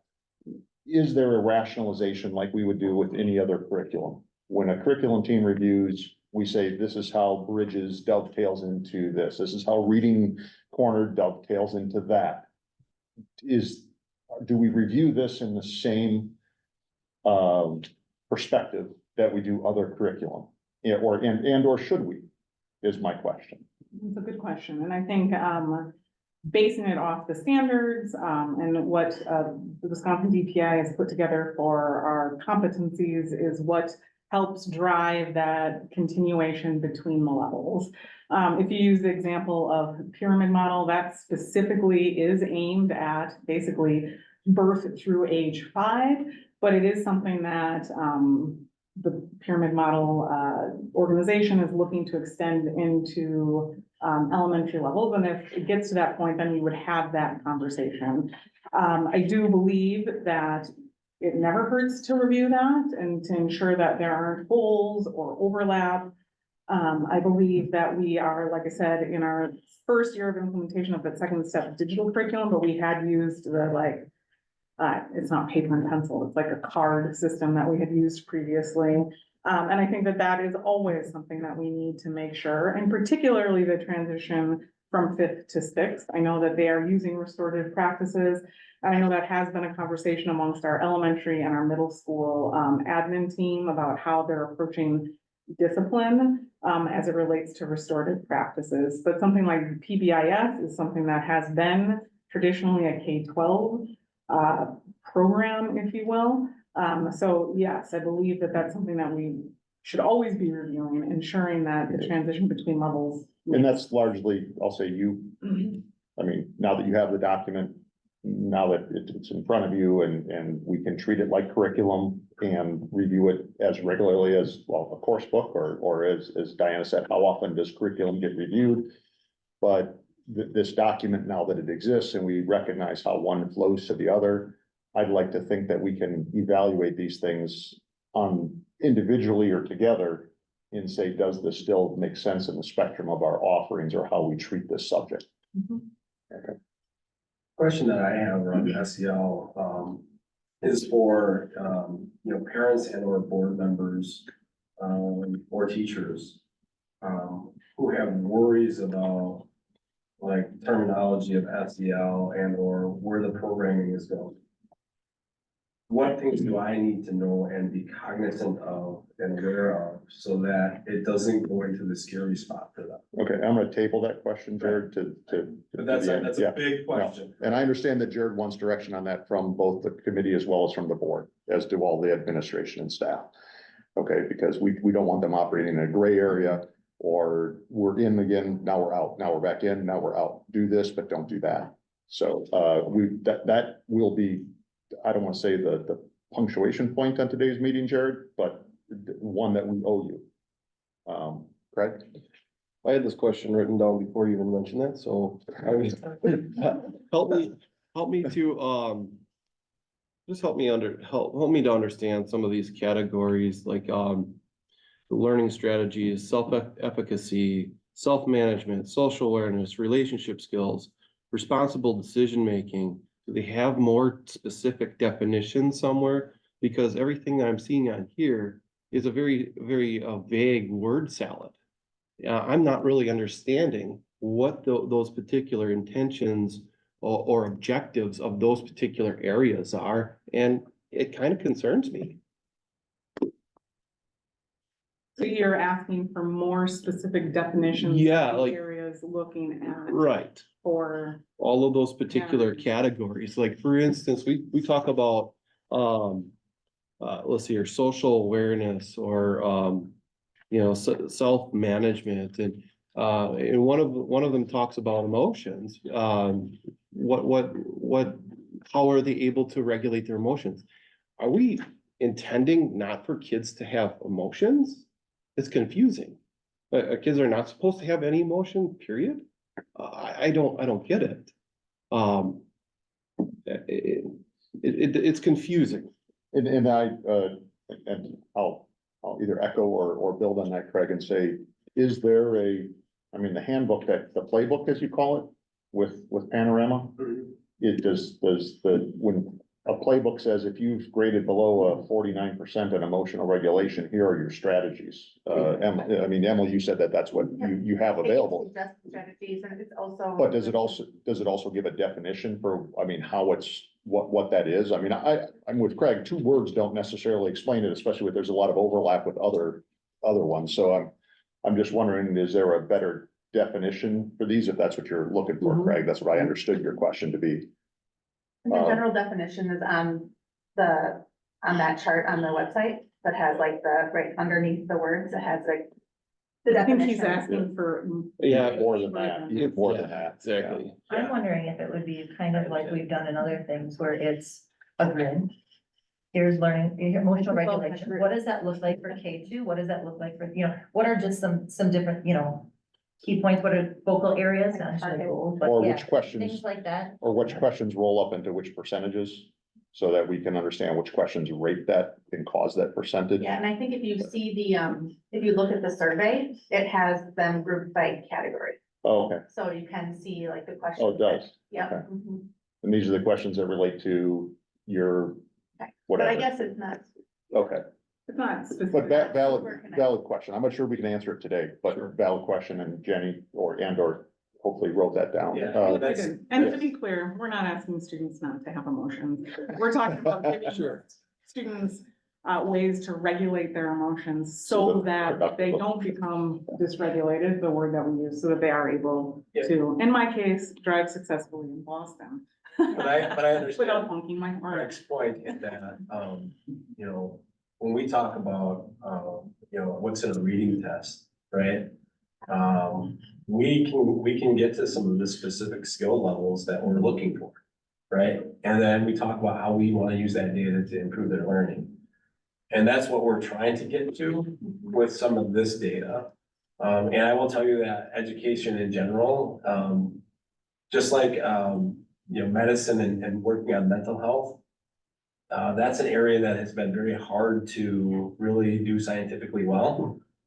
You can repair a knee pretty easily. I mean, that's, they've gotten really good at that. And we can do math and reading pretty good, and we understand, and we still are trying to get better at that. But the things that also impact the healing process of that knee, or the acquisition of the learning of reading and math, that deals with this area, and we're not really great at that yet, but we're trying to get better at that without having people go, ooh, and I don't wanna use data in a way that makes people feel uncomfortable, right? Parents or whatever, and I also don't wanna use it in a way where people think we're trying to enculturate or do something different, right? We're just trying to get better at our craft. I think you're hitting upon something that people want to drive at. They want to see the end use, Right. how it's being used, and, yeah, I don't want to deviate. That's why I asked that's my fine. No, question, how do you want I- us to use it? I'm trying to keep small checks on the Yep, process. yep.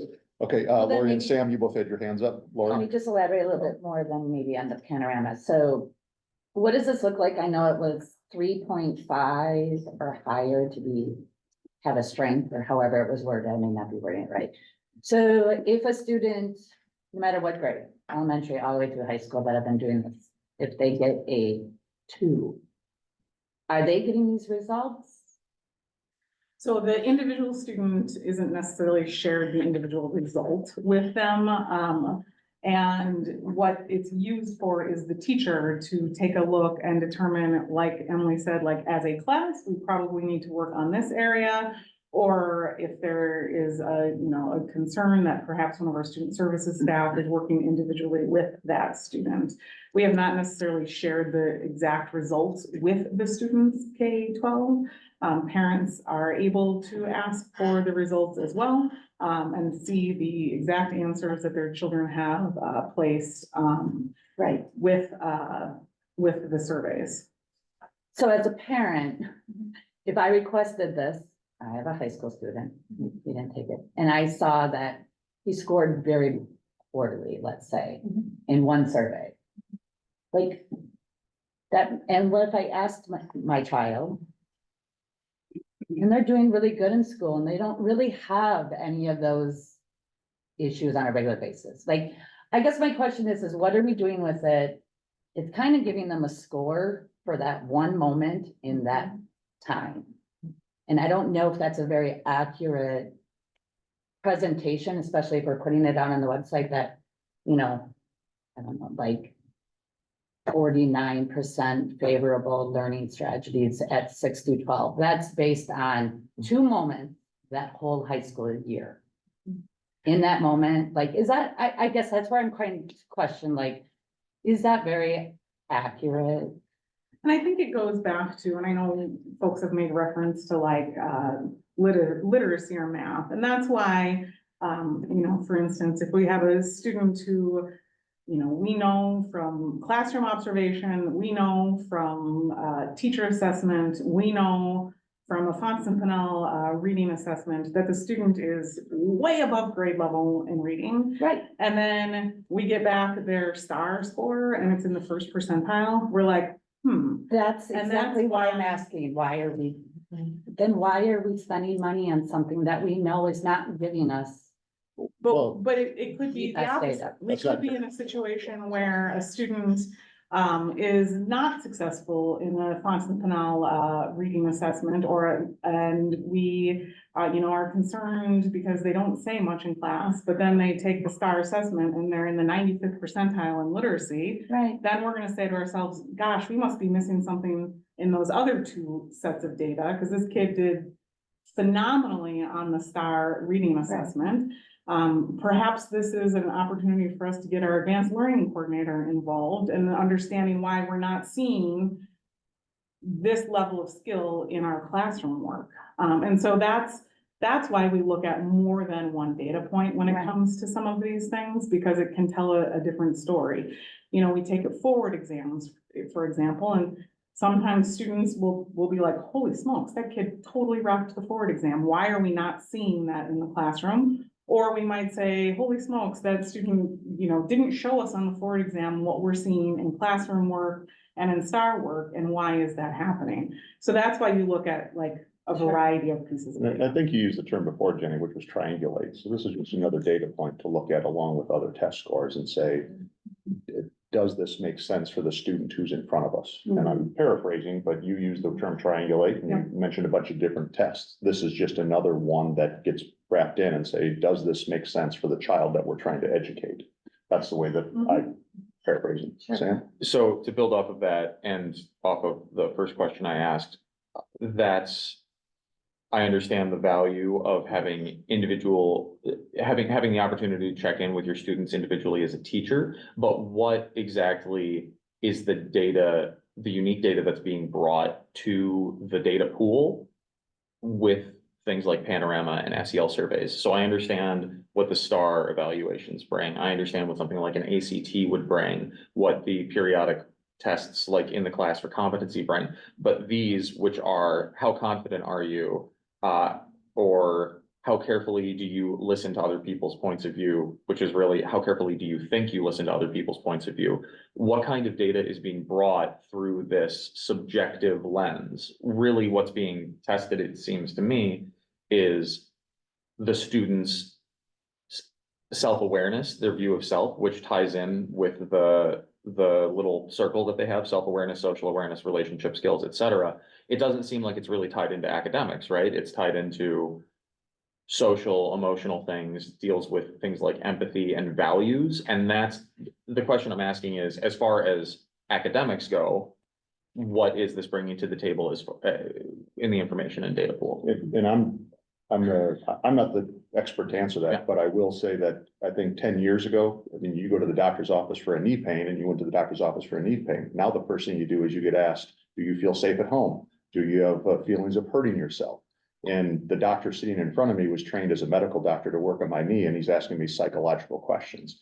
And I think that in the medical field, is because they start realizing how one ties to the other. Their ability to fix your knee is also tied to how you're feeling that day. I'm not a doctor, don't even play one on TV. I'm just saying we've all been asked those questions. Do you feel safe at home? And do you have feelings of hurting yourself? And those are really weird questions to ask an adult who's coming in for a knee pain. Yeah. So I just give this as an example, and then I'll let somebody else answer your question, which is, how does this information relate to, A, it's subjective, B, it could vary drastically over the course of 2 different periods. And how does it inform a teacher to make better decisions on educating the student, if I'm paraphrasing that properly.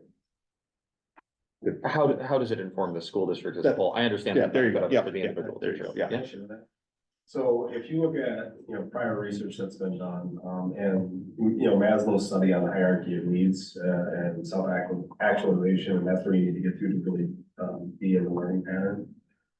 Is long, is research that's been around for a very long time, right? So if we're starting to see, cumulative data on each student, and it's coming back, and more students than not are sharing with us that they don't feel like they are in a safe place or a place of belonging within the school. Mhm. Right? That gives us at least some indication of, we need to do something better to work at this becoming a place, an environment that's a place where they feel safe, because in order to even get to learning, they gotta feel safe, right? They can't learn in a place that they don't feel safe in, or that they don't feel like they're part of the community. So we can use the data that come back, and yes, it's self-reported, and I understand that, that difference between that and something else. And we're very cognizant of that, but looking at that and correlating with other data sets that we're getting, right? From other interactions that we're having with students and parents and other things, the Studer survey that comes back. If we're seeing that as a theme, we know some work that we can work on, and we can set some goals around it. And we can try to get to a place where that distraction and the learning process is removed so that we can get to the learning. Does that help? Sort of, yeah. I still don't understand how you can draw reliable conclusions from that. From the results of these surveys without at least the follow-up question, why, after each one of them. I agree with you. Yeah. Do you feel a sense of belonging? Yeah. No. Why? Because I don't like being at school and I don't like reading. That's a huge difference from I because agree with people are you. mean to me. Yeah. I agree with you totally, and I started with the science, in this area is still not great in that. Yeah. But we're trying to make efforts toward that, and we're trying to do that in a way where, parents understand at least what we're trying to do, board members understand at least, from the educational standpoint, the value and why we're trying to get there. Much like, I don't understand why my doctor is asking my child about those kinds of questions, and my child says, well, yeah, I feel frustrated a lot, and I go, he's not talking about your sibling. He's talking in general, like overall, like I know you're frustrated a lot right now because your sibling and it's summer, right? Mhm. Is that what you mean, or you mean, it gives us the chance to ask the other questions to try to get to where we are. Because the science isn't great, right? But we need to try to go into this area to understand the learning process in general, especially as it relates to other skills that we know a great amount of. How to, to put sounds together to make it work. Mhm. Well, so how long has SEL been around as a method and as a practice? So it depends on what you want to talk about, the science of SEL versus things that we saw a long time ago. Like for decades, right, we've been using SEL in the form of the Youth Risk Behavior Assessment Survey. Mhm. Right? And that's a general population trends, what's impacting kids and how is that impact, ending up in schools or not ending up in schools? Well, I mean, I Drug use and suppose- other things, right? So like in context of like Castle, right? Because Castle's an actual organization. So like how long has Castle been around? Are they the ones that started SEL? Where does SEL, the concept of it, actually come from? Because I think SEL is very distinct in the fact that it kind of combines values education, worldview education, psychological assessment, and then it kind of in the school setting at least, and then it wraps in academic qualities. So that's a very unique blend of things. And that seems very unique. So where does that come from specifically? I think where the really the move into that was more around the late 60s, early 70s, where you just starting to see some of the focus on Mhm. what that piece, right, the social emotional part, then they didn't call it social emotional.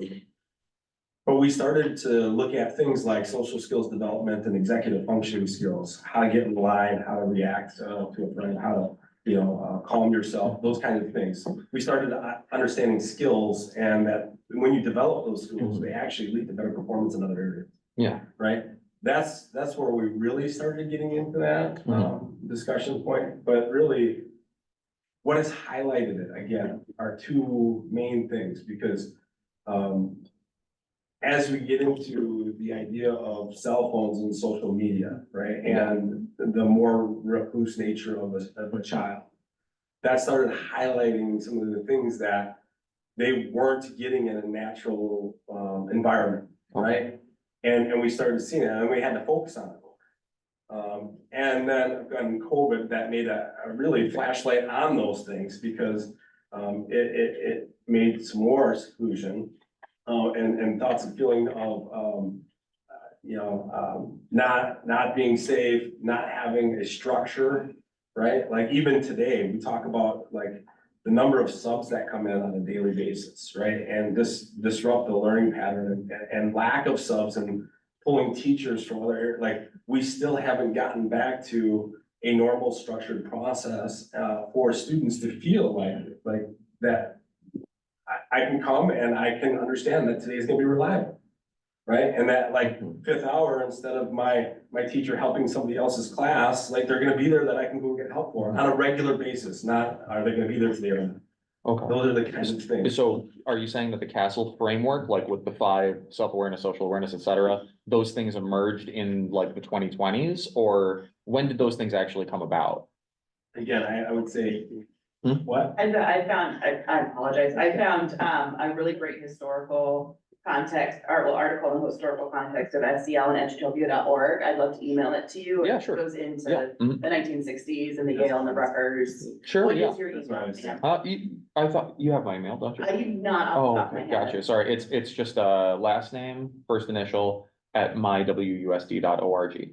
Yeah, and so Sam, that's what I was saying, like the origins of this, OUW. right? Yeah. Really started in the late 60s, early 70s. Okay, so I'm gonna pause there just briefly, just from a process check.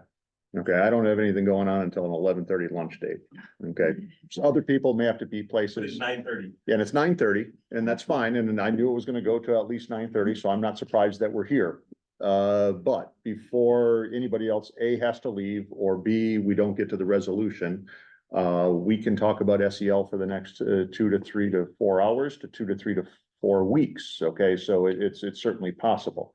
Dan, you're here, I haven't heard from you yet, I did want to get your input if you had anything you were thinking or wanting to ask.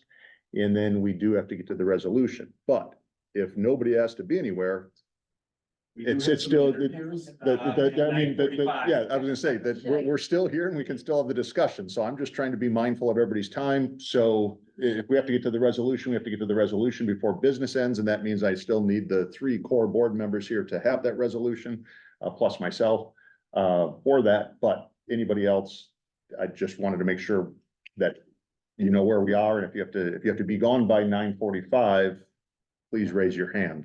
Jared needs to be gone. We have a question that he asked that you said you'd get back. to. Yeah, I do. So, Yep, okay, so Dan, did you have anything I'll to, just throw a Yeah. couple of concerns and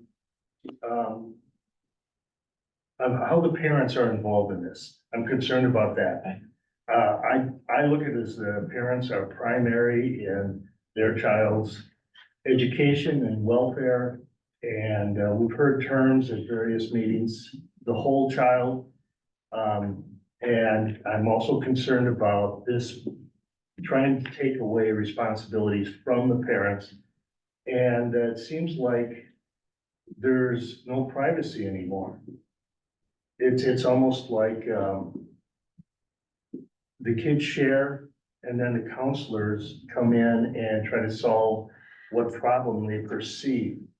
And, it seems to be a lack of privacy that anything goes. So those are my concerns, right? okay, appreciate you bringing those up. I do Go have ahead, Lori. like 1 or 2 Yeah. more questions about Panorama, and I just don't want that to be missed, because that's something that may go for a resolution. Okay, It's very, Yeah, go ahead. Who picked the questions? Who There picked the are a questions? lot of questions that Yeah, yeah, could have thank you. used. So And it's usually Panorama has a selective. giant bank, Yep. and through our work with Ed Services a year ago, we, narrowed down the categories. And then our social emotional learning coaches, determined the actual questions from the categories that we brought to Ed Services I believe it was last August. Right? Those Emma? are like all the questions in that bank. We picked the 5 categories, based on the SEL, like the curriculum that we use too, and the social emotional learning framework. And then those questions are from Panorama. Right. Yeah, So we selected the categories and those are the questions that are. and they generate the survey with their questions. And those are the only questions that are generated on those That's all specific that's asked, topics? yeah. Mhm. You probably saw there's a good billion categories. There are. Yeah, and that's the only use we use for Panorama. Okay. I didn't know, if I knew there were groups, but I didn't know if it gave you only certain questions or if you were able to pick, you know what I mean, take some out, put We some. probably could have, but we used the one, they Okay. generated the survey and. Just because I know that there are a lot of questions that are asking beyond just what the child is feeling. So if we're looking at culture, environment, maybe other things that are impacting not just other students, but maybe in a classroom or in a building or, you know, I'm not saying that, I know we have amazing teachers. Don't think I'm trying, but maybe there is a fit problem going on or something going on. So there, I just didn't know if that was ever considered Yeah. to ask more of those Interesting, questions. and, you know, when you buy Panorama, you have access to as many surveys as you want to give. We got board approval for these, so Right. there are other opportunities for other questions if we would, you know. I was just kidding. Yeah. Lori, we do give out a student climate survey, Right, which is anonymous. Yes. Okay, so I do want to circle back to the one I put in the parking lot, and that was for Jared, and we have 6 of, well, technically 7 with Fred online, if he's still there, board members here. That doesn't mean it's a vote. It just means that if, Jared, to rephrase your question, maybe I don't even know if I can. You wanted to Yeah, make sure so, somewhat definitive guidance as to how you were supposed to tiptoe around the subject. Yeah, well, and it's not tiptoeing. Right now, I think there's a feeling of having to tiptoe.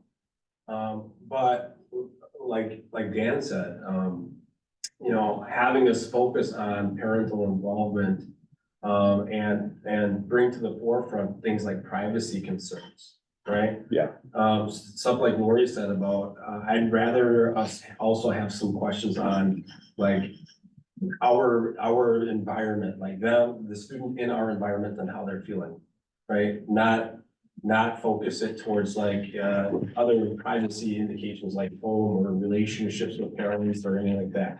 Because those are the things that, some school districts are getting into that I also think is like, that's not where I think we. need to I don't go, want to, right? I wasn't saying that we should, I was just asking the No, why. it- we did. right. I just wanted, I But- didn't want that to. What I hear, and I'm gonna paraphrase quickly here, I really like Dan's questions, because there's a lot of information out there, good, bad, or otherwise, that labels SEL as being either bad or being good, being necessary, being unnecessary.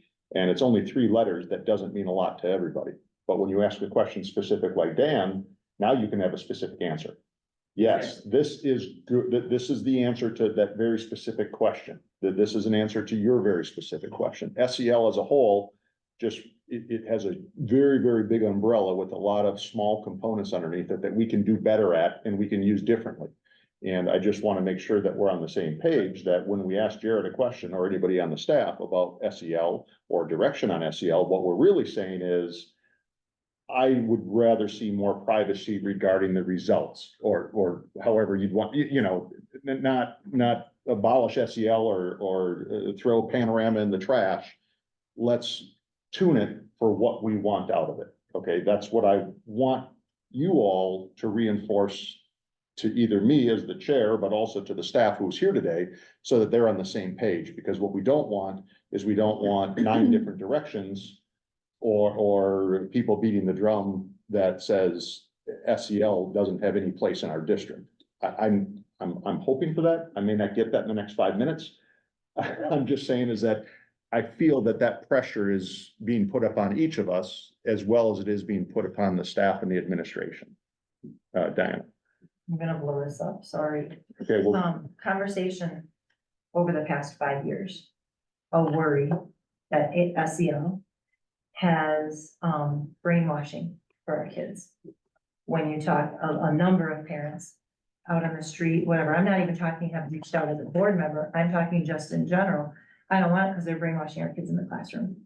And when they give the reasons behind it, if you listen to some of the videos and things and you go to SEL and you watch some and you listen through that lens, oh, I can understand where they're coming from.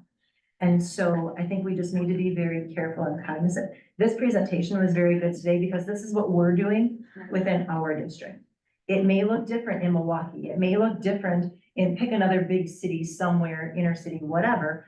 This is what it looks like here. And we use that terms multiple times today. Very big umbrella, approach very differently across different districts.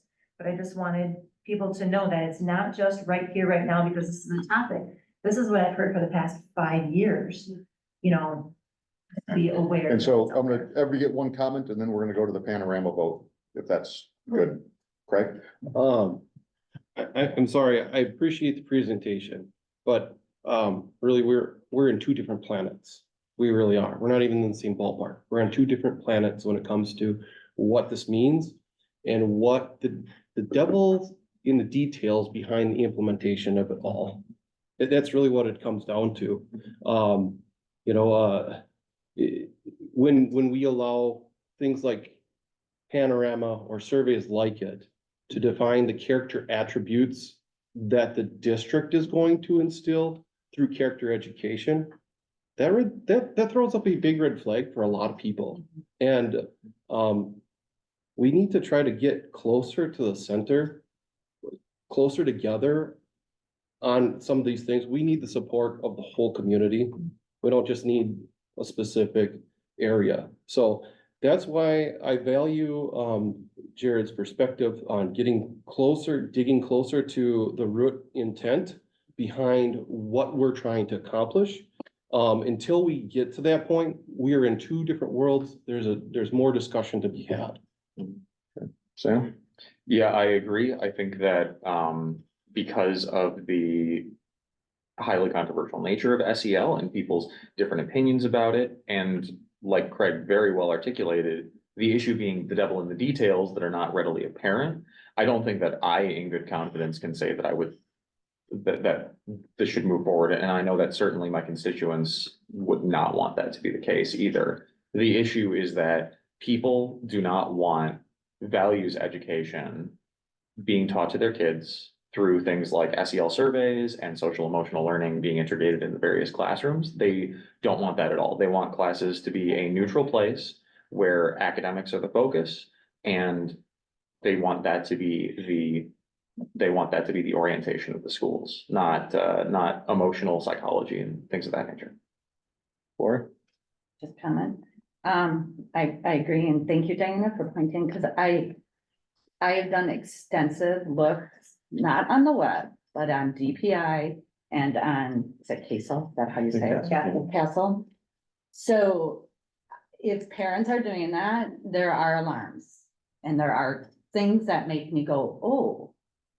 And I'm not gonna get into it, but it's definitely out there. So this isn't assumptions, this isn't political. They're there, and I understand that there's value in, but whatever happened to engagement? Teacher engagement with these children. That's what we had as kids, and we grew up fine. I don't think we need, I think we're going too far.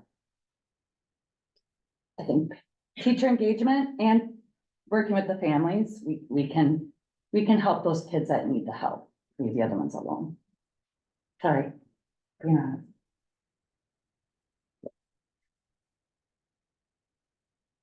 Okay. Thank you for the SEL discussion. I think those in attendance have heard what the board has weighed in on. It was only for discussion, and that's what we did. We do have one resolution that we have to discuss and or put forth. And it would be my suggestion, given that we're not a voting quorum regardless, And even if we did or did not put forth the resolution as recommended by administration, I would prefer that it go to the board meeting as Jenny had originally presented, which was K through 8. The administrative recommendation would be moving forward with the panorama renewal for 1 year for kindergarten through 8th grade. Okay, and my rationale for pushing that forward, even though that we don't have consensus here, is that we still won't have consensus at the board, even if we did push it forward. Okay, which means that the full board is gonna have to vote on it one way or the other. So whether we submarine it today and don't push it forward would be an injustice to the rest of the board, because there's 2 other members who aren't here, or 3 other members who would get to vote on it. So it's really not our position as this subcommittee, Lori, Sam, myself, and Diana, to not recommend it to go forward, because then we'd be subverting our ability for the rest of the board to vote on it. When would we not recommend something to go to the board? That's my point. So my. No, I'm saying, Oh, I believe that that there are does ha- times that we don't recommend. It does happen something. in fiscal, not so much in ed services. I mean, there's times where things don't go to the full board. I mean, that we say, no, go back to the drawing board and re-present us something. Mhm. I guess my comment is that in the interest of time and the fact that this is all gonna be rehashed out again in 2 weeks, I'd rather go forward with the resolution and make sure that Mike, Tina, and Fred can weigh in on it at that time, as opposed to it just being the 6 of us, is my thought process on going ahead and writing the resolution as recommended by the administration. We can But have some then it- discussion on it, but, and I'm more than welcome to do that. It's just that My, the still outcome is gonna be, we have to let the full board vote on it. So, I agree, but Okay. my concern on that is when a resolution goes to the board, it's under the assumption that the committee has agreed that it should go to the board. And I don't know that we've agreed on that as a committee. okay, so if we. Am I take a wrong? vote- Because, let me just say, there are a lot of board members that trust committees. Well, the committee did all the work. Okay, so I'm humor you on this I one. know, you Committee never say members. no, like. Yeah, committee I members, think we're please, just kind of- and only committee members, Right. please vote if you want to push it forward to the full board. The panorama. Okay, so it's 2-2. Okay, the ones who don't. We said. Then we're Can I not in make a, can I make a, can I Yeah, make go a ahead. split the baby proposal Sure. maybe? So what about putting forward a discussion to the board that will then be revisited in August for a final vote? What if we put it forward to the board as a discussion item, not as a resolution to vote? I don't have a specific issue with that. Timeline is one of it, and then number 2, most resolutions come along with the discussion anyway. So by putting it on for the resolution, you might get the discussion you're asking for. And if time allows, Sam, I would agree with you. We could do that. You could have the discussion and then I think Move our forward, but- minutes This is also going should against cap- policies or how we work as a board. I'm sorry, I'm just saying. I'm just Lori, struggling with that a little I bit. can capture this. I think our minutes need to really outline Mhm, for the board that right, this was a topic that was split. And that it's going to the board for full discussion and to, perfect. And then it's. because here's I the think it thing. has to be discussed. What- I guess my, that's what I was advocating. Okay, I thought you were just asking for a vote. I was asking to put it as a resolution and then have it discussed at the time of the vote, which would have naturally Right. resulted in a discussion. Sure, No, you're right. well, yeah, I'm What- putting it to the board for a vote, but they all come with discussions. Jay, please. What the administration needs is we need clear direction, Mhm. right? That's not gonna come from continued discussion, I mean. If we're not in a place where the board can make a decision, I'm gonna make a decision. So please. Have the discussion, make a decision, and we will follow it. Otherwise, you're giving me room to make the decision I need to make.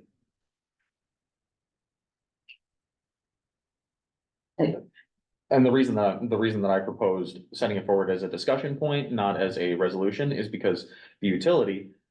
Similar to what you would have like on the federal level with the Senate, the utility is, if you don't pass it right away, you give people to think it over, you give people time to digest the concept, the different options. And I think that taking a little bit slower, especially because this is something that has many members of the community.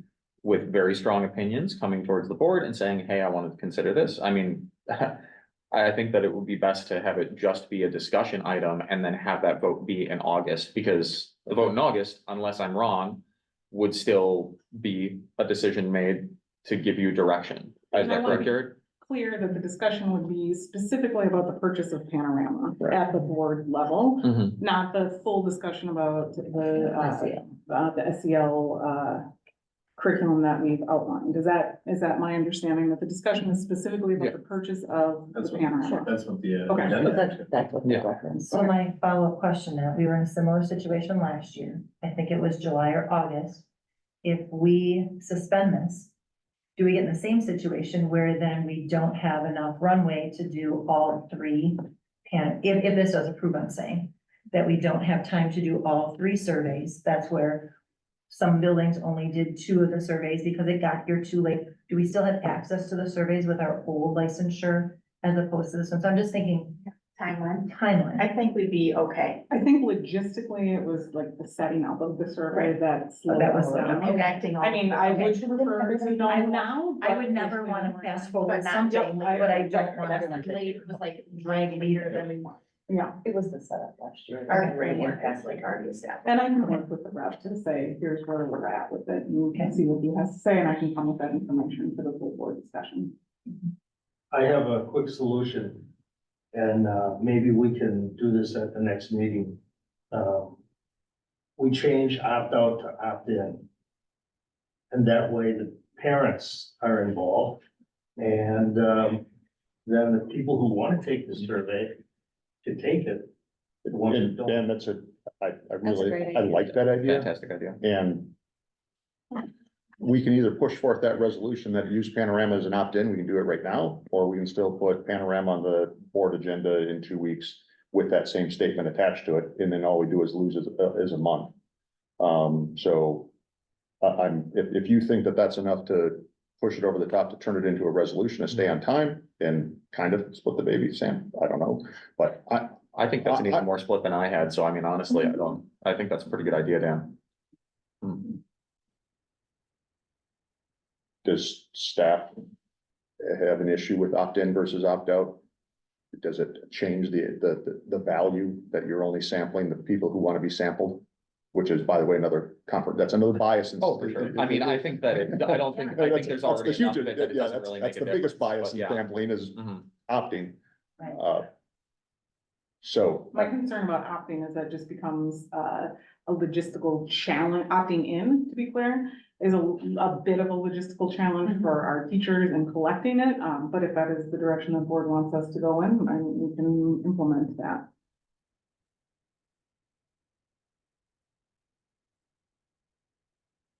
I would say if we're gonna do it, let's go for a year and then revisit, because I'm just thinking opt-in, if you have a class that has 6 kids that opt in, a class that has 26 kids opt in, what do? You know, do we have the staffing and 6 and maybe better number, you know, whatever. Well, I think that gives us the community's value, right? The Right. parental value of doing that, right? And if the parental value isn't there, then No. there's other things we can work on. I agree with that. There are a number of things that are not read or opted in also, you know, Yeah, I know. but those just, it's a That's- communicative piece and that's a That's a different concern. topic. I get That's a that. different topic. I'm gonna say I don't know enough about the process or the likelihood or the tainting of the results or the possible impact to give a educated answer on whether that's the way to go or not. I wouldn't want to artificially raise and or lower the results or inconvenience a teacher one way or the other. So I too many moving parts for me to know on an educated basis if that was a good idea or a bad idea. We So can work with the Panorama rep for 2 things: 1, timeline; 2, opt-in versus opt-out, and what experiences districts have had with that. okay, To give us a little more information. I am just weighing in on this without giving it much thought at all. I'd want to have more information. I'm certainly happy to work with Panorama Rep, bring that information to a discussion at the board. The question is, do we want a resolution in July, or do we want to just have it as a discussion in It July? sounds like the resolution, the preference of this committee is to push it to August. Right. If that's still okay with your timeline, then I think we should do that. As far as 10 days from now, or whatever it is. As far as a discussion on Panorama, Jared, if Fred's still on, David, I want to get weigh in just quick. I wasn't able to raise my hand in the thing. Just from a privacy perspective, opt-in is the direction people are going, so I think that is a good split. And I'll just leave it at that and reserve the rest of my comments for when the full board meets. Okay, so with that then, Fred, it sounds like you're okay with it as an agenda item for the full board in 10 days to discuss the more or less just the SEL, or excuse me, the panorama component of today's meeting, and then give direction to Ed Services for a resolution in August. I agree. Thanks for participating, Fred. And I'm sorry I didn't see your hand up. You got there. Okay. All right. Anything else? Okay, appreciate the comments all. Good discussion. We'll work on the air conditioning in this room next Yeah. time. Meeting adjourned. And I never ever feel bad. I don't know why. Don't feel bad anymore. I don't, and I'm always right, like, I usually. Without having a meeting after the meeting, but I'm gonna try to have a meeting after the meeting briefly. When I read through that, and